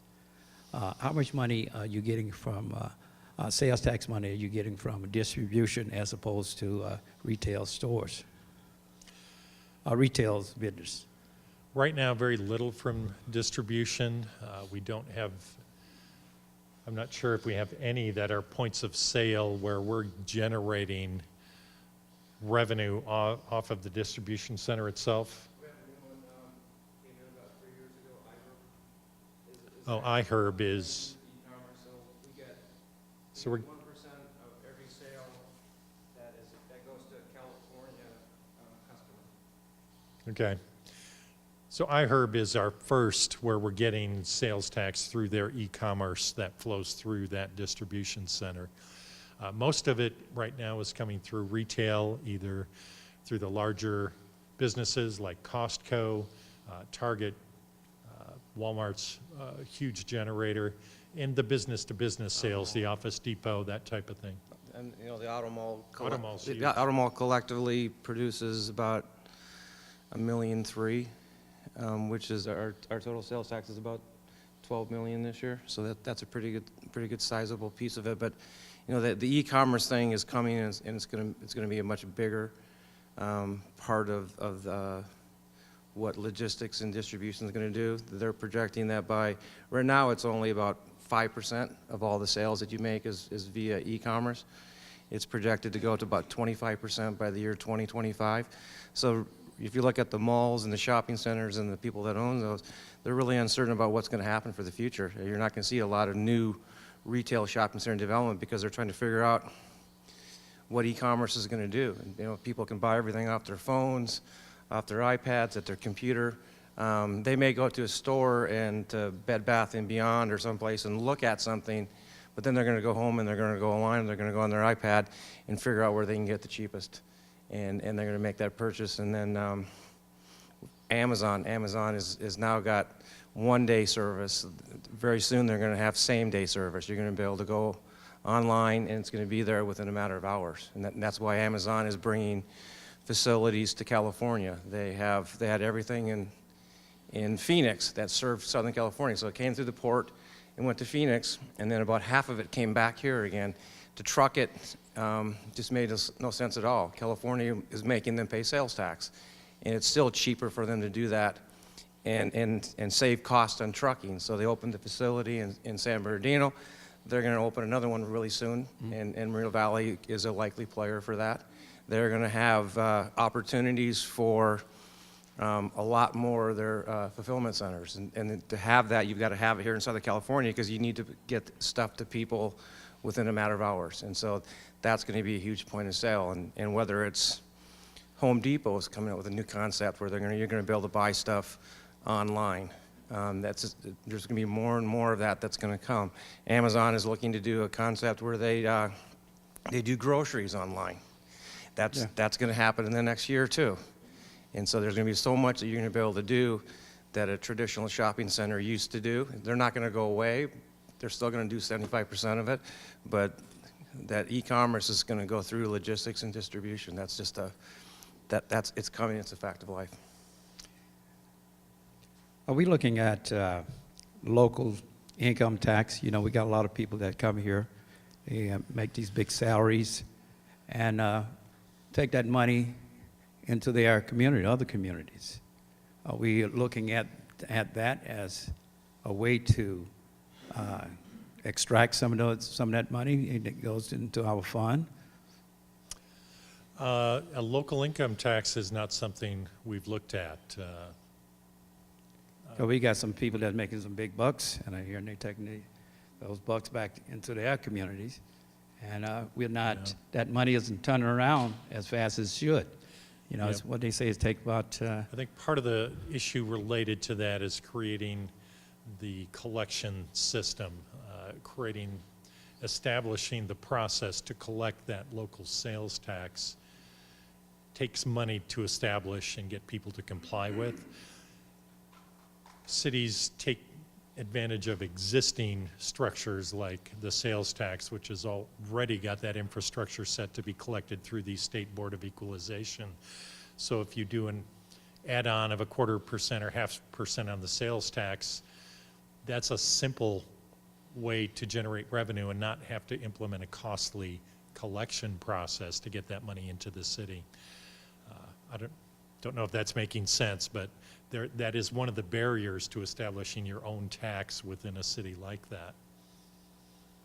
Okay, we'll talk about that later. We can talk more. Okay. If there's no more questions, thank you for coming this evening. One more. Two more. And then we're done. Now, Tracy? The e-commerce vision that was just shared right here, it appears in this city that those e-commerce type of goods are going to have to get here some way. Right. And it seems like we have to come back to that airport issue again. Wouldn't that be the most economical and feasible way to bring it as opposed to all trucks and those type of things? And it appears that there's a lot of land in the, I guess, Edgemont area, a lot of vacant land. You should put the warehouses near the airport that we need to fight for. Because if e-commerce is the future, the warehouses need to be located near an airport that's going to bring those goods in. So are you guys really thinking about this e-commerce stuff in in your vision correctly? I'm not sure much comes in by air efficiently. I think the predominant method is coming by cargo container ship and coming via the ports, primarily in LA, Long Beach, which then puts it onto trucks. So it's the shipping to trucking where the bulk of goods that are currently being traded through the internet e-commerce stuff comes in. Now, when you look at Ontario's airport, you have that big old FedEx and or UPS complex there. Right. And a lot of stuff comes in, and then they put it on the UPS trucks, and it comes to these little locations in San Bernardino, and then you And that bring may it be in. something we can Right. look at jointly with the March JPA. And again, we don't control that. It's still a very small part that comes into FedEx. Of 45% of everything that comes into the United States via ships comes in through LA or Long Beach. 45% of everything, it's the largest port in the United States. And so very little bit moves via air. A little bit moves via train, but the vast majority of everything comes into the country, in the U.S., comes in through the ports. That's why all the distribution, it used to be in and around Vernon and Industry and those kinds of things, and now then they moved out to Ontario and Cucamonga and Chino, and as they ran out, then they moved out to Moreno Valley and Paris and San Bernardino and Redlands, Riverside, and so that's the next wave. They move where they can do, where they can get property big enough to do it. You talked about Edgemont. Edgemont does have some property, but you've got the ability to maybe do one or maybe two facilities there. You're talking about putting in a 1.5 million or square foot facility. You can't do that there. The property is so fragmented and so small that you can't do that. We have right now, we have almost a 1.3 million square foot building under construction in the south part of town. It is the largest building right now in the United States under construction. You can't do that in a lot of places, and we've got 3 more that we're working on that are getting ready to start. You've got to have, to do that size building, you need to have about 90 to 100 acres. It takes a lot of property to be able to do that. You can't do that in a lot of places. You can do that in Moreno Valley. You can do that in Paris. You can't really even do it in Redlands or San Bernardino anymore.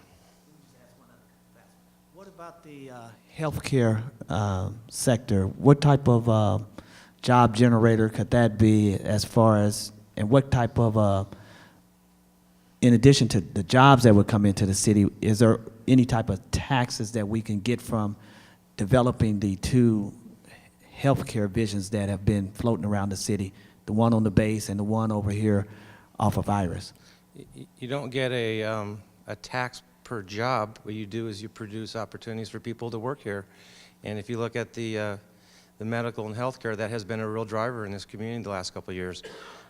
They just opened the facility with the new medical office building at Kaiser. That produced 167 jobs, and 45 or 47 of those are new physicians. But other than that, Kaiser has produced probably another 250 jobs the last 2 years. The county hospital has produced over almost 300 jobs. They are producing jobs, and I think there's a dialysis facility that is looking to go next to Kaiser. That's going to produce some more jobs. The biggest thing that they're looking at in the medical and healthcare field right now is trying to react to what's going to happen with Obamacare. That's going to come into effect next year. So they're trying to figure out what that model is, and everybody's going to have to be insured, but they're trying to figure out how they pay for that, how they're able to build new facilities. They're trying to ease their way into it, and so I think you're going to see smaller facilities. You're not going to see a facility like Marietta that built a 350-bed or a 400-bed hospital. That's not cash flowing right now. I think that got in, and you're going to see smaller facilities where you might have a 100-bed hospital. Right now in this area, in the inland region, it is about $2.5 million per bed to build a hospital. It is very, very expensive. If you get into LA County or Orange County, it's about $3.5 million per bed. And it takes you on average about 7 to 8 years to get through the state process to plan and get approval for a new hospital. I worked in Rancho Mirage for 8 years. Eisenhower was working on a plan when I got there, And a year after I left, they finally broke ground, and it took that long for them to get their approvals through the state. And the cost per bed doubled during that period of time. That's why Kaiser came in and bought this facility. They got that facility for 50 cents on the dollar, and they were able to put in $15 million and build a new facility next door. They made a huge investment, but they didn't have to go through all that planning process with the state. But they bought an existing facility, and it was a very cost-effective investment on their part. Next question.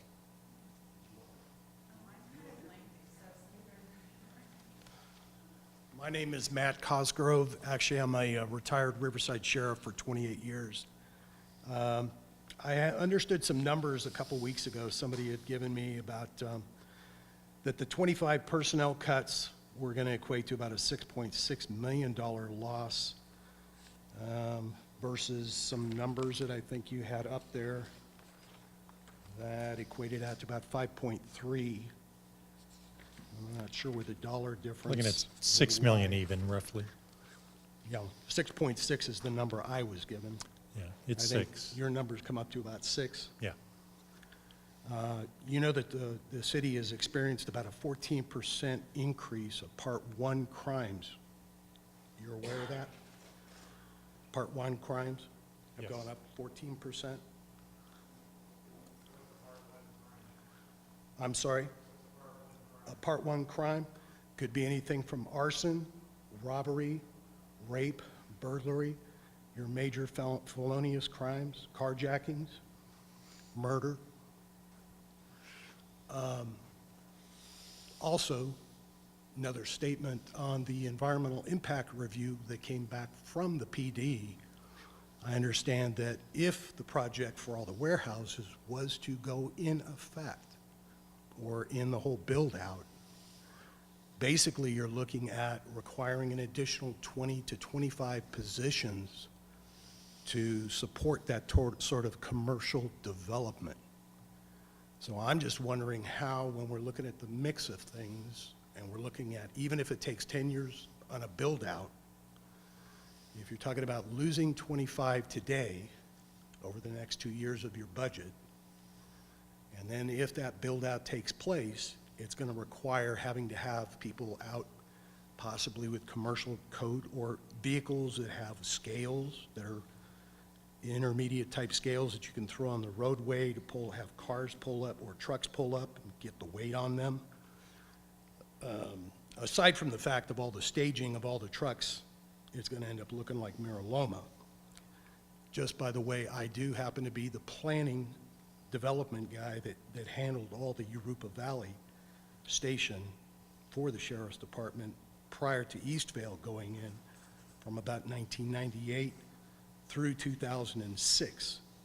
So I do speak from experience having to work with the County Planning Commission, the whole planning department, and building and safety, that it's going to very easily become something of an unmanageable problem with all these vehicles. If we're looking at being down 50 bodies by the time that all takes place, what is the whole east side of town going to look like? That's basically, I just have that as a question. I'm not quite sure the question. Well, I know the question is fairly simple and straightforward. You're talking about 2 years of a budget to take Right. 25 sworn officers out of the department Right. now. Right. Then you're talking about the need that will take place in that possibly 5-10 year build-out period of having to have 20 to 25 additional officers to strictly deal with the whole East End traffic problem. That's 50 bodies. Right. And if Part 1 crimes have gone up 14%, calls for service, I just don't know how you think you're going to Okay. handle that. Okay, that's two different questions. One is dealing with the current deficit, and our goal is to work with our economic development action plan and build our tax base to begin to recover what we've had to cut. As we work with the new development proposed on the east end, that would have to require economic analysis that will generate the revenue from that development to pay for the impacts of that service. It'll happen either through CFD process to generate the revenue to pay for that impact, or through the tax base it generates as it develops.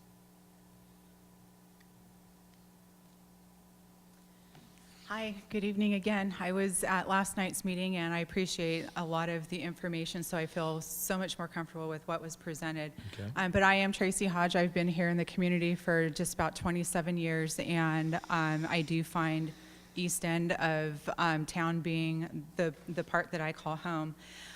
What I wanted to address tonight is we have stalled our own revenue, especially on the east end, because of the development that was originally master planned, if I could call it that, for the east end, and I don't know where our economic developer went.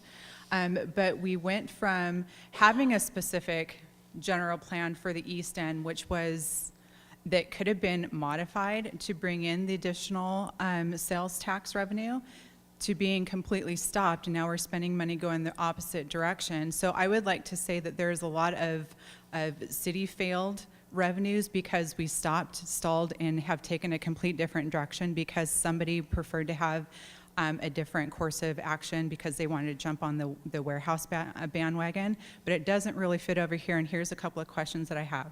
My question specifically is property taxes, or property tax revenue versus sales tax revenue. Very different, correct? Quite. Okay. So looking at, if we could be very specific about East End property, if we have 41.6 million square feet, and mind you, I didn't have my spreadsheet sitting at my computer. I was trying to get things on my phone really quick. If we have 41.6 million square feet of building on the east end of property, based on the current listing price of the 1.39 million square foot building that's on Heacock, we would see the 41.6 million square feet generate about $270,400,000 in possible assessed value. So if you're following me so far, I don't know if anybody else wants to write this down, because I would like you to correct my math if I'm wrong, because I think that we're going in a direction that I would like to ask. Okay, I'm not going to be able to correct you from here, but okay. I will listen. Okay. So if 1% of property tax is based on that assessed value, correct? The property tax, that means that we would generate revenue of $297,440.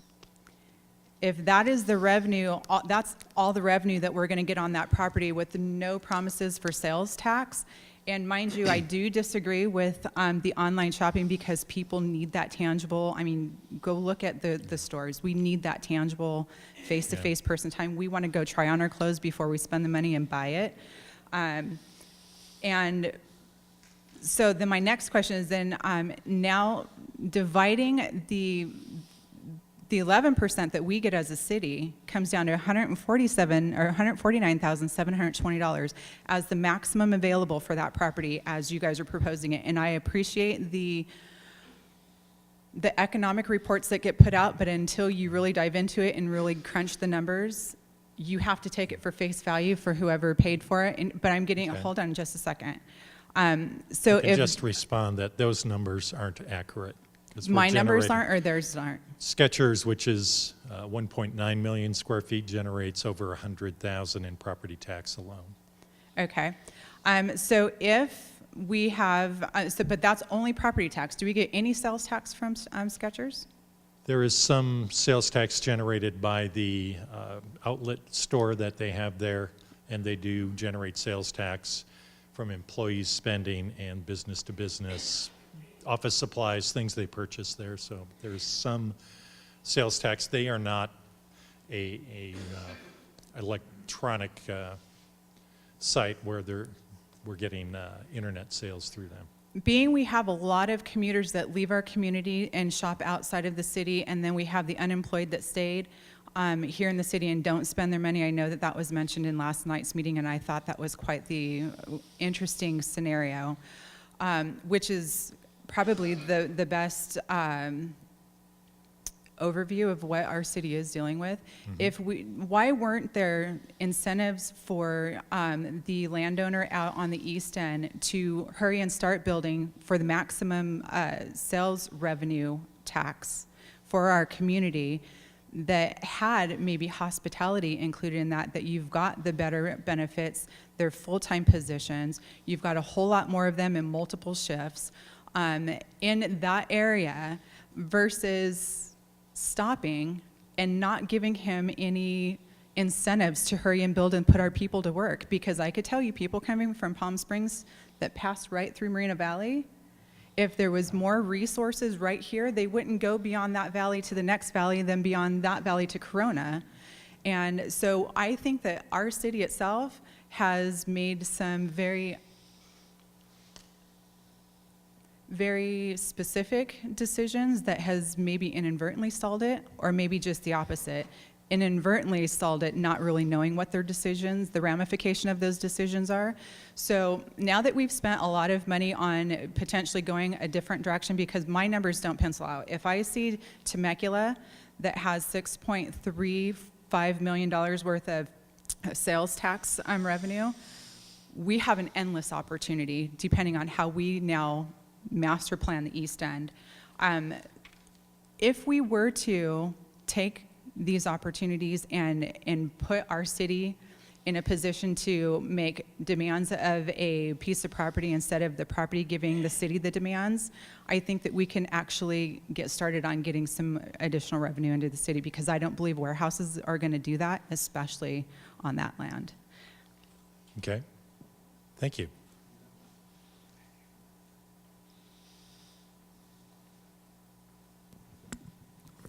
Good evening. Good evening. My name is Stan Corella, and I have been living on this east end of town about a year and a half.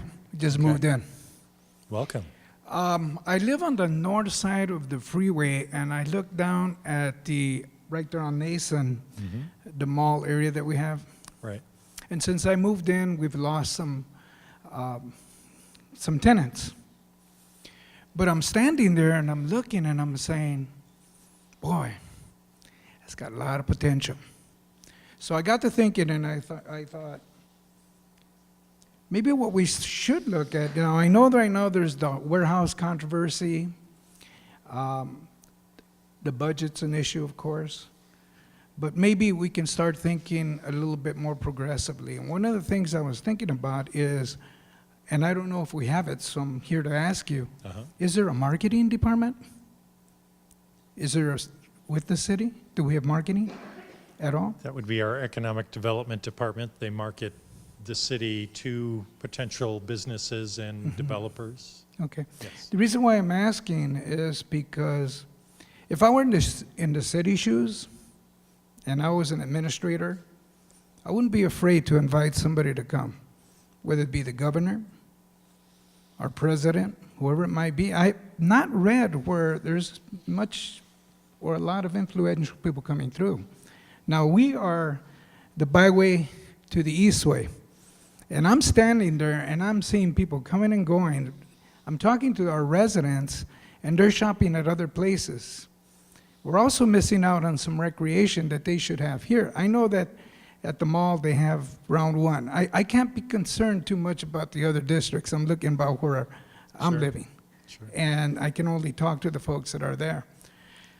I attended the council meeting the other day, and I noticed that we were talking about the warehouse jobs and how people were saying that they weren't jobs that we should have.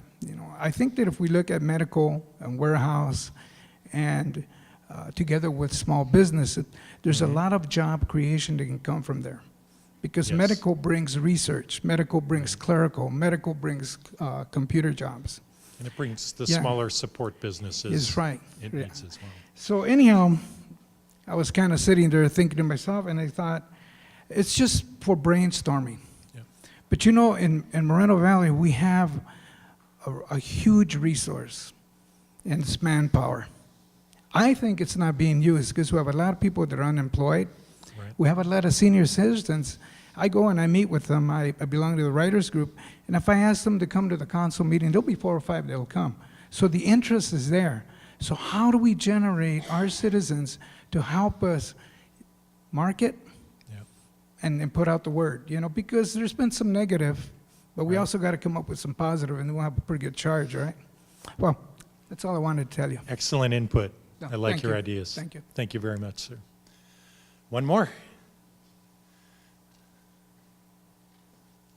Hello. I just have a couple questions. First of all, my first question is regarding the dog park. I see that there's supposed to be some improvements to the dog park.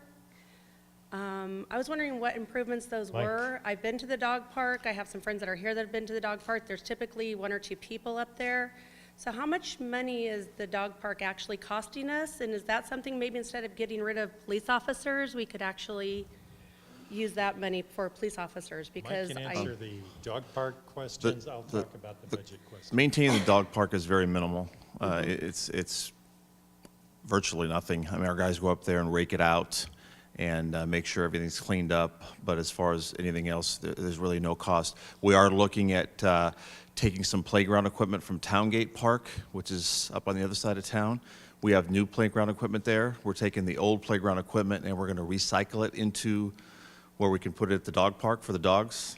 So like cut the slide in half and make dog things out there where they can jump and all that kind of stuff. There's nothing going on there. I would love to go there, as my Well, friends the, would too. the other but thing is it's just dirt. we've been talking to the water district about trying to get some water out there and get a meter so we can get some grass. We're going to get some more shade structures, hopefully some trees, and just spruce it up.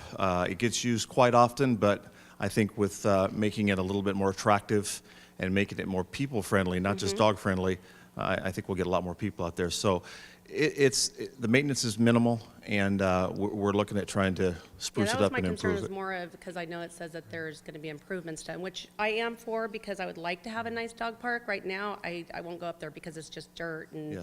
there's nothing nice about it. So Well, I'm glad if hopefully you there's will see that in a improvement. short time. Good.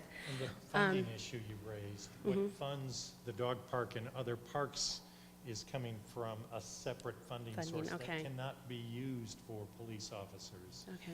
So, again, we have pockets or funds of money that have They're restrictions. set aside for those, okay. So things do get complicated. First, I also want to say that I am against laying off any officers or code Okay. people. I live in a neighborhood that I drive around my neighborhood, and I take care of my house. My friends take care of their houses.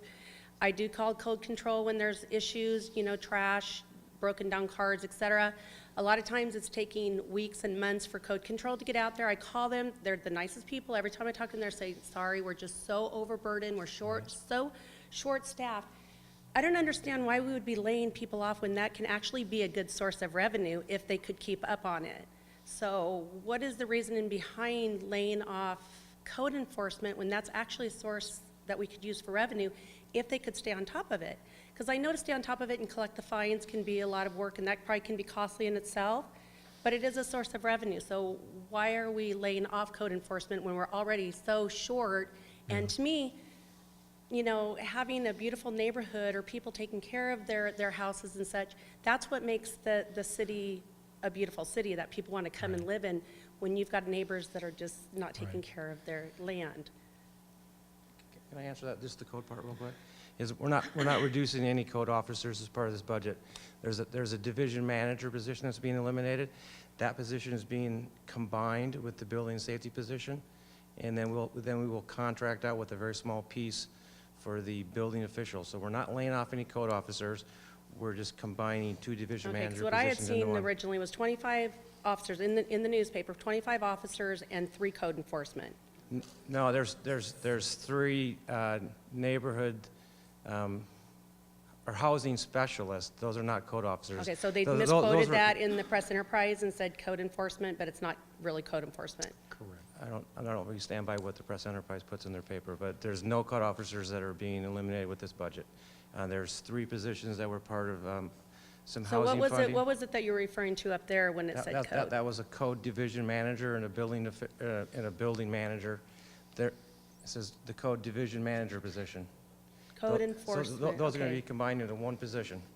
It's the manager There's that isn't out doing code work. Right now, we have 5 code officers And then we also have 4 part-time code officers that work on the weekends. That's part of a federal grant that we've had for the last 3 years. So how much revenue does basically the code enforcement bring in fines and stuff, would you estimate a year? Is it pretty substantial? Or is it? I wouldn't even want to hazard a guess. But we can certainly get that for you.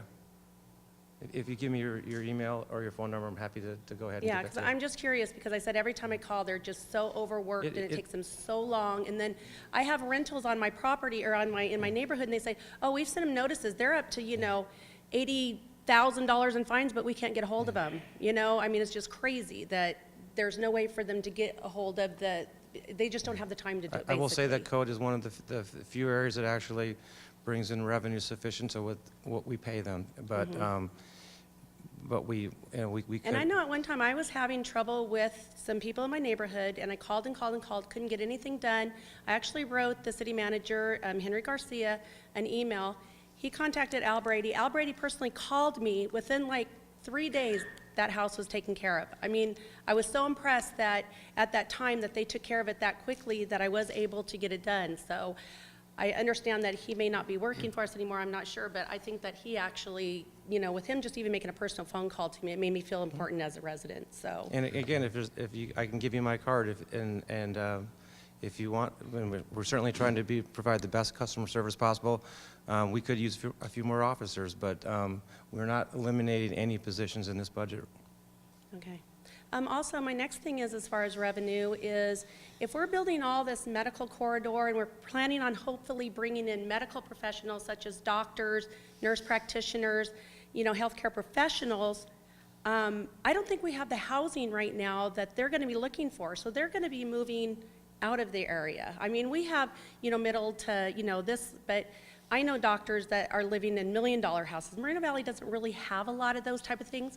I think originally that was planned for the East End. That's why I moved to the East End, because I like the homes, I like the rural lifestyle.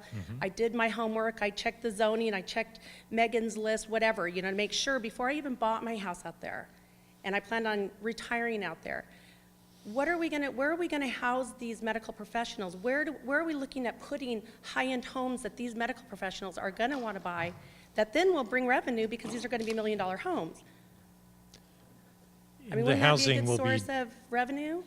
housing, I believe, will be driven by demand. If the demand's there, they will build the houses for them, quite frankly.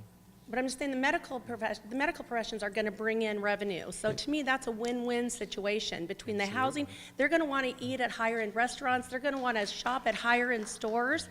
I mean, that's what the future of Moreno Valley should be. Houses before they're here.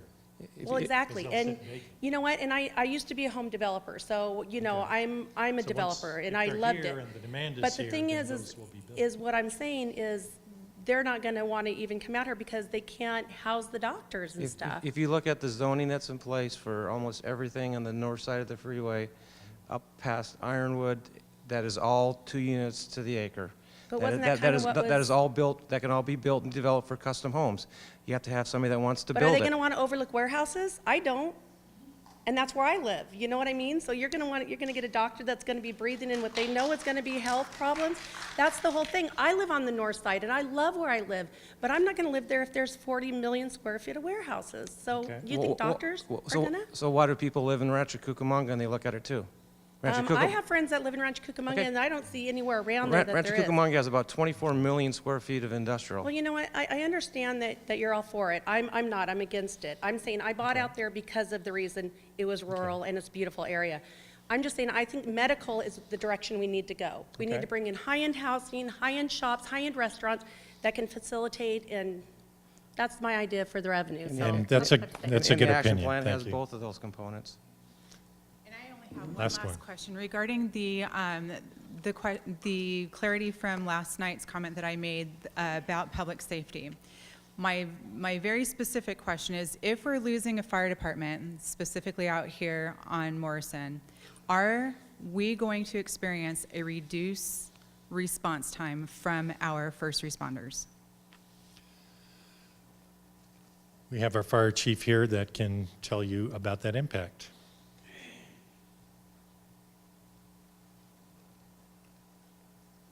When Morrison's Park Fire Station was opened, it was projected to respond to approximately 1,800 calls for service a year. We're on track this year, since it's been open, to reach that number. With that station being closed, the surrounding stations will now have to fill that void, along with their existing workloads. So does it negatively impact our district by not having that station there? Yes, there And will. is it going to reduce the response time to take care of the residents on the east end? It will. There will be an impact. There will be a reduction in response time. I'm sorry, an increase in response time, and there will be impacts to the surrounding stations.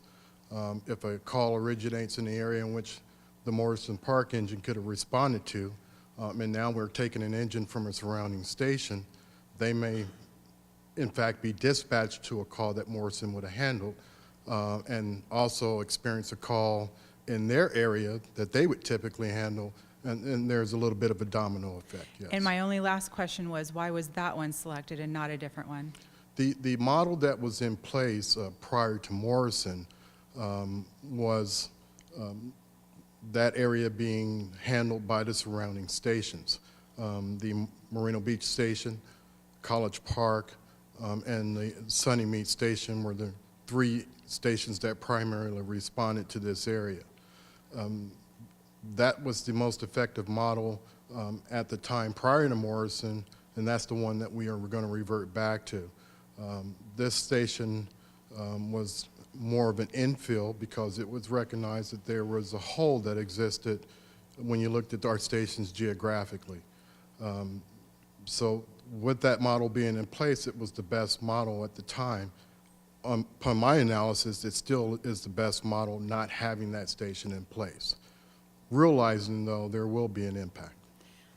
Okay, thank you. I do have two more questions that didn't have to do with public safety. The first one is, with the land that we currently own as a city, how many square feet is that? I have no idea. And is there enough within surplus that we could sell and put back into the general fund? That is a directive from council from their workshop to look at our surplus land and see what's saleable and what we can sell, and if it's owned by the general fund, it would come back into the general fund. And at what point with our budget do we actually consider that as an option to sell instead of hold? We are actively looking at what's available, trying to get an idea of what it's worth, and if it is saleable. Not all of the pieces have any much value to be able to have somebody that wants to buy them. But we're actively doing that. That should be, I would say, complete within the next 6 to 12 months. And then specific for our district, I know that there was budget dollars put towards the promoting of the World Logistics Center to our community. Is there money in the budget to actually tell our community all of the negatives from the draft environmental impact report so that we get both sides of the elephant?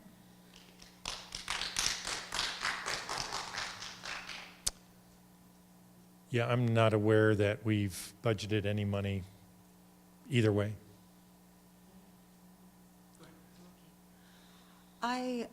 One of my concerns, and I've spoken at meetings in the past, is in Sacramento, Connolly indicated that warehouses are the worst route to go to generate revenue for a city. Basically because of the low salaries, and I know if you saw 60 Minutes, and the MIT people said that warehouses take very few people, extremely few. And because most of these people, when they do come in, are temporary employees, which is a great expense to a city. It's expense because of infrastructure, for hospital care, for needed welfare benefits. I mean, that is not a type of job a person really wants when they're going to only be there a very short time, and so forth. Then the infrastructure costs due to the amount and the type of traffic that the warehouses bring in. Yes, if we did get e-commerce, so supposedly, but we're spending all of this money improving streets, improving overpasses, for a projection that may or may not happen, instead of waiting and doing thoughtful building in that area, rather than putting all of our eggs in one basket. And as far as I worked for 9 years in the Rancho Cucamonga area. And if you do look at where a lot of the existing Ontario warehouses are, they're over that airport area. And if you do go by there, the impact to our roads. So how are we? We're talking about bringing in this money. They do not bring any sales tax dollars in. Thank you. Thank you. All right. Thank you all for being here tonight. Appreciate your attendance and your comments. I just had one quick. Okay. And Mr. Ansari probably could answer this.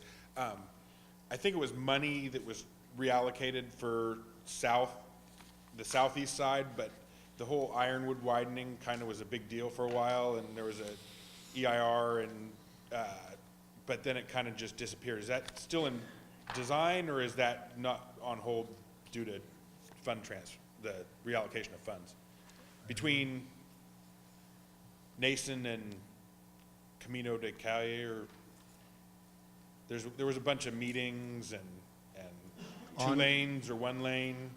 It was related to Ironwood improvements? Yeah, the widening of Ironwood. Because I'm right on Ironwood, so I mean, it was a big deal at the time. So you're talking about this area? Yeah, in the here? big hump right there, to the left further.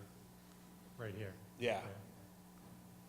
I mean, I think Yeah. it was about a year ago, there was an EIR and there were some community meetings, but then it just Yeah. kind of fell off the radar. You know, off the top of my head, I can't remember what the background was on that, but I can get your phone number and maybe get back to you.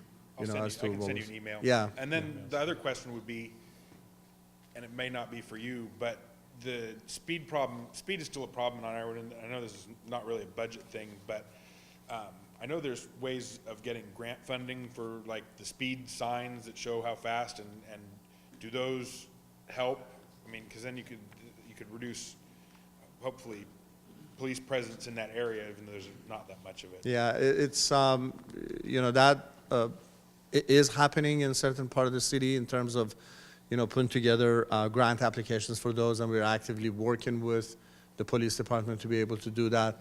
You know, in fact, on the list that I distributed, there are some citywide, you know, programs in the traffic safety and traffic engineering that addresses some of those. You know, I can get back to you on that one too. And is there a way for residents to request certain things? Sure.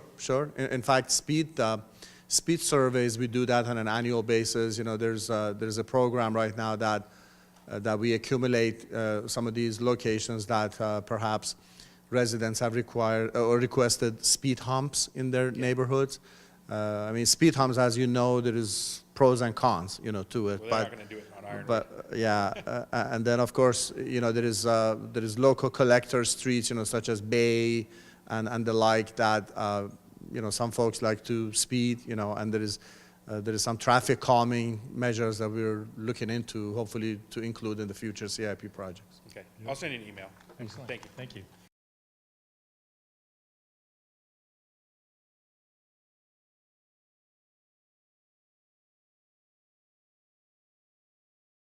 No, this is my third meeting, but I haven't been able to stay to the end to the other two I attended, so I don't know if this question's been answered before, so I don't know the answer.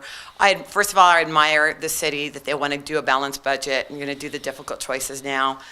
But that's why I find it kind of weird that when somebody resigns, I'm speaking generally, I don't want to get specifically a name, but if somebody resigns, why they get paid in this time of, we're trying to cut the budget, why do they get paid till the end of December?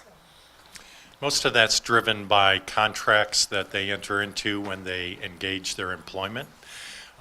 So as they're departing, it has to be within the context of the contracts So it was something that themselves. when his contract was, now I'm going back to the specific, Yeah. when that person's contract was, he had it written that that's the deal he would get? Basically, that's my Okay. understanding, yeah. And then I congratulate our new city staff, especially Michelle. I don't know, I Yep. just met her the other night.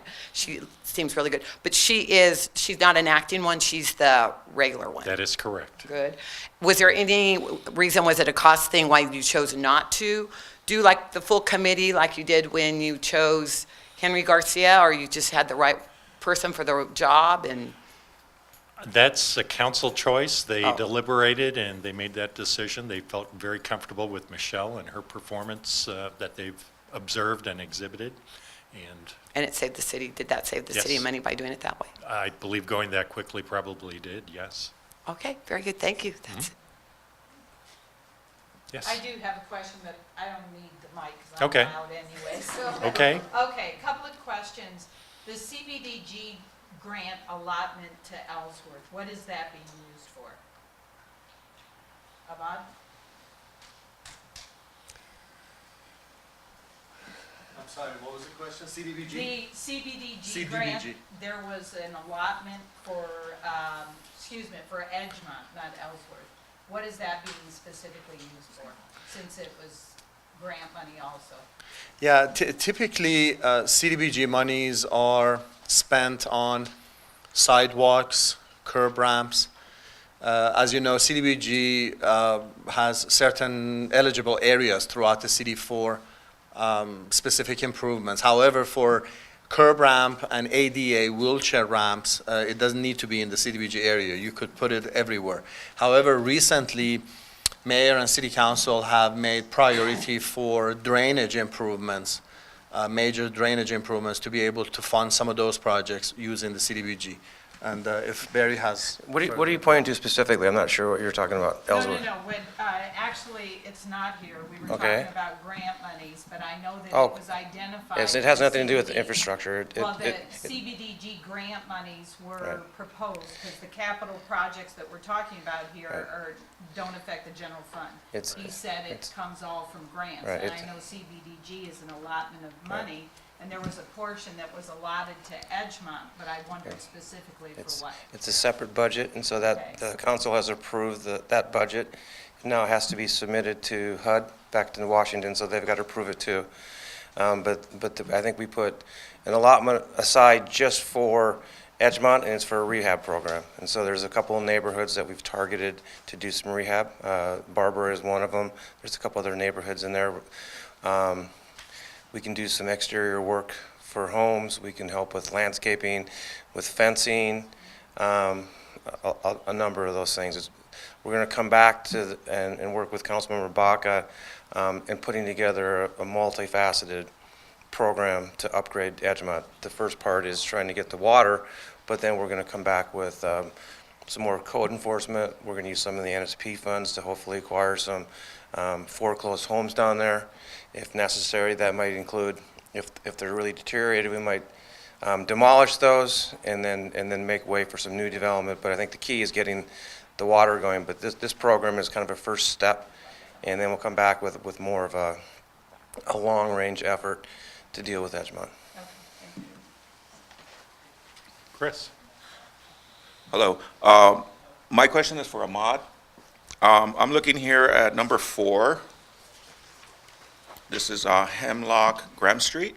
Yes. Okay, my concern, I just recently relocated and moved to this area, but I've driven through that area, over the past many years, and I've always wondered why that problem there with the flooding has never been addressed. Okay, that area, there's a lot of apartment buildings, and that intersection on Graham and Hemlock is where a lot of the kids are picked up from the school. The buses pick them up in the mornings and the evenings. When they walk down Hemlock, the street, any little rain we have, that street gets completely flooded. Okay, these kids are walking to wherever they're going. They can't get to their bus. They can't go to school that day because, it's flooded. Any car that goes on there just, showers them down. So, it's really an awful, awful situation there. It looks like a third world country there, actually. In my opinion, it looks like something that you've overlooked. And I feel that should be priority if there's any, concern for the citizens and the children in that area. I really think you should, move that up a notch. There's some of these projects, of course, all of them are great, but some of them could wait. I think this really needs to be done before the next rain season. Not only that, also vehicles. Vehicles get messed up.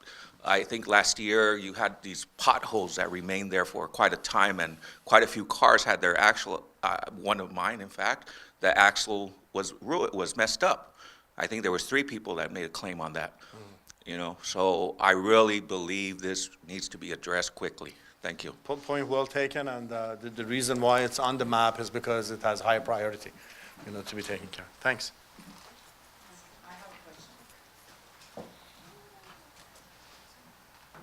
Luis, welcome. Luis Palomares. Okay, just what he was talking about right now. Grant and Hemlock, it's awful down there.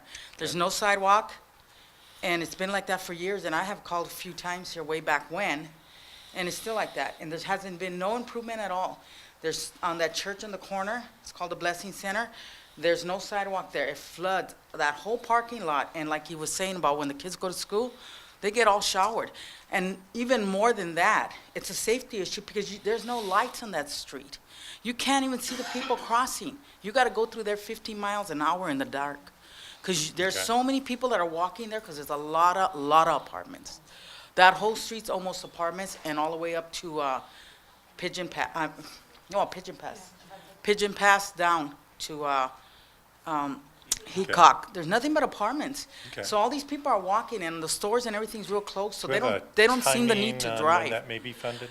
Yeah, in fact, hopefully it will be done pretty soon because, I'm well aware of it. Actually, I may even have talked to both of you several months ago. There has been complaints from council member, also some other residents, and we know about that area. That's why it's on the map, and I promise you it's going to get done. It's urgent because it's a safety issue. I almost hit people going down that street, and I wasn't even going fast. I was going like 20-something miles. Right. No, we're well aware of it. There's no lighting. You can't see the people when they're crossing. Yeah. You just can't Missing see them. sidewalks, So there's no flooding, lighting. There's no sidewalks. There's flooding. And you know what? I think it's it's all apartments, low-income people there. So who cares about them? Sunnymead Ranch gets $1 up there. I mean, wherever else where there's nice housing and everything else, it seems like, they got everything else beneath there. But in that area, there's, people don't care because these people are on low income, fixed income, Social Security, whatever their income is. 2 parents working.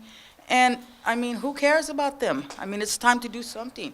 Hopefully this year. We got to get it done. We got to get it done. This is going to happen soon. It's real important. Excellent input. Thank you very much. Rick, quick question for clarification. Yes. Fiscal year for the city is calendar, or it starts June to June? July 1, to June. July to June.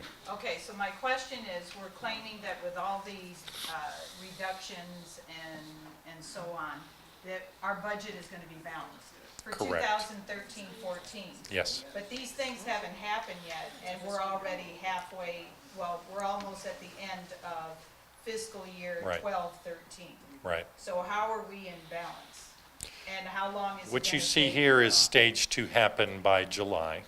Okay. The one piece we're working on is the library piece where we're trying to save $250,000 there. That is on a track that takes us some time to award that contract, evaluate it, if in fact we do award a contract for that.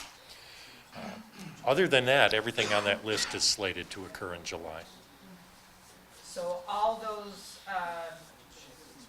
reductions, total Yes. close to $8 million, are all going to happen in 1 month? Yes, we've been working with the Sheriff's Department, giving them notice about the reduction of 25 officers. We've talked with the county about the fire reductions, and the employees slated have already been notified that they're off the books, their layoffs are in process, so the savings will occur by July 1. And speaking of the 25 layoffs, I would like to know from the police chief, how many officers does that leave us with? And does he have to come up with a new strategy on how we're going to utilize the remaining ones? There's going to be a more detailed presentation of that to our Public Safety Committee. It does take significant rework of how our policing is staffed and how it's deployed. I'll let Police Chief Ontiveros address I was that. shocked at how low you gave that report on the percentage of our budget Right. compared to, that was very shocking, Yes. so. We'll let the chief talk about that. Good morning. To answer your question, yes, we're going to have to do a significant restructuring of the police department to handle that significant reduction in force. Over the years, we've been able to build up special teams that have addressed special issues in the community, gangs, drugs, things of that nature, burglary, robbery. All of those teams are going to still exist. They're just going to be a very much smaller portion of the police department.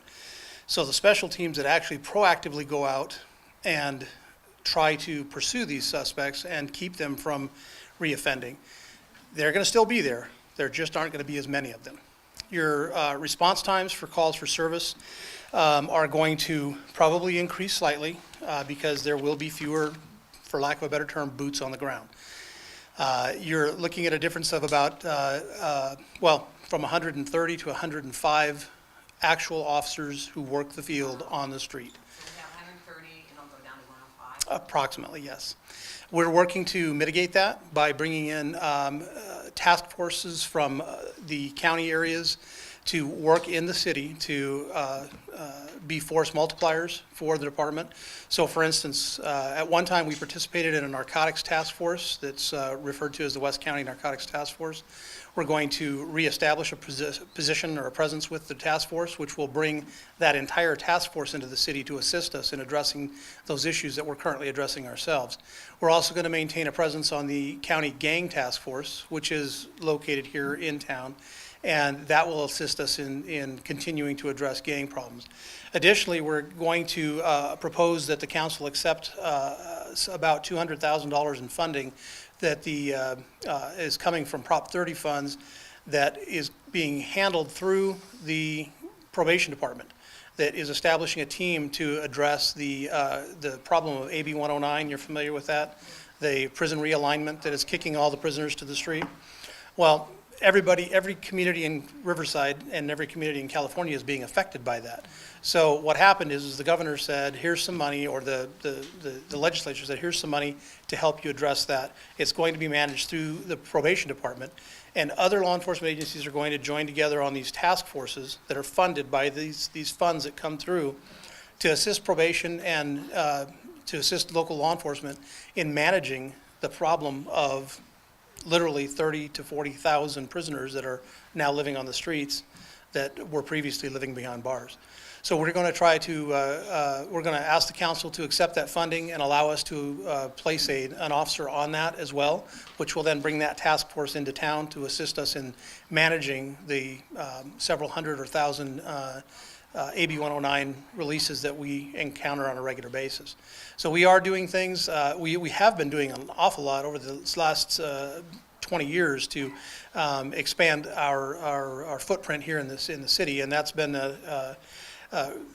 possible because of the foresight of the council. The council has seen that as population grows, so does the demand for law enforcement services. And to give you an idea, and you may have heard me say this, but in 1991, and everybody says, oh, crime is terrible. Well, crime is bad, but crime is much better today than it was 20 years ago. In 1991, we realized 71 serious crimes for every 1,000 residents in the city. That's pretty significant. Over the next 20 years, the population grew by almost 100%, by almost 100,000 people. But in that same time, we reduced those Part 1 UCR crimes, Uniform Crime Report that the FBI reports, by 57%. It's unprecedented. And the reason for that is because as the population grew, so did the police department, and so did our ability to address the issues that came with the additional residents here in the city. Hope that answers your question. Well, yeah, and does I know we contract out to Riverside County Sheriff. Do they at all negotiate? Do they look at city needs, or they just say tough luck? Yeah, what cities have the ability to do is throttle up and throttle down in the amount of service that they contract for. The contract rate is not set by the Sheriff's Department. The contract rate is set by the County Board of Supervisors. They are the ones who negotiate with the unions. The sheriff has absolutely nothing to do with the contract rate, and he has nothing to do with our salaries. Do all cities who contract with them, they pay the same? Everybody pays the same rate, and it's spread out over 18 contract partners, which brings that price down. It's a regional law enforcement organization that spreads that cost over literally hundreds of thousands of residents across the city, the county. So they don't negotiate with the city one-on-one? The County Board of Supervisors negotiates with the labor unions who represent the employees. That's, I do not know that. Okay. Just a quick question, has the city looked into to weigh the benefits or negatives of either having like, their own police? Absolutely. They've done multiple studies over, Is it cheaper or is it? they've done multiple studies over the past several years, and the thing that they find out is that the cost is always higher to start your own and maintain your own police department. The thing you need to understand, and I said this in a previous meeting, is that one of the benefits of contracting with the sheriff's department is the city is indemnified against litigation. So, for instance, we had some shootings last year, and we're, unfortunately, doing law enforcement is a dangerous business. No matter how justified the shootings are, do you remember the Hollywood bank robbery? Okay. Do you think that they were entitled to any kind of civil settlement? I mean, they're wearing body armor and machine guns and they're trying to kill people, and yet they sued the Los Angeles Police Department. Now, they didn't win, but Los Angeles had to defend that lawsuit to the tune of hundreds of thousands of dollars. So when that happens here, and in any contract partner, any contract city, the city is indemnified, it's protected, it's not even named in the lawsuit. The city of Moreno Valley has never been named in a lawsuit that was generated as a result of police activities. That's a major benefit. A huge benefit, huge benefit. I don't know if you can address this or not, and I'd like to see if anybody has any knowledge of this. You were talking about the funding to help support in regards to 109. Of what I understand, we all know that there's a lot of housing here in Moreno Valley, and investors are coming in and they're buying up these houses. I was told that if there's less than 6 parolees in one house, they don't have to go through special permitting. And they're getting, the owner of the house is getting anywhere up to $800, $800 to $1,000 to pay for those parolees in that house. And so there's a lot of parolees in the city of Moreno Valley because of that reason. And there's no type of ordinance currently that limits any of that going on. So investors are coming in, they're getting these houses, they're working with the state, they're getting state funding to pay for the parolees, and there could be up to 6 in one house without the city actually having to do any type of permitting. Is this correct? That's new to me, but I can tell you that we haven't encountered any homes where we found 6 parolees living in the same place. Typically, parolees are not allowed to associate with one another. That's part of the terms and conditions of their release from prison. They have to stay away from each other because it is a violation for them to consort.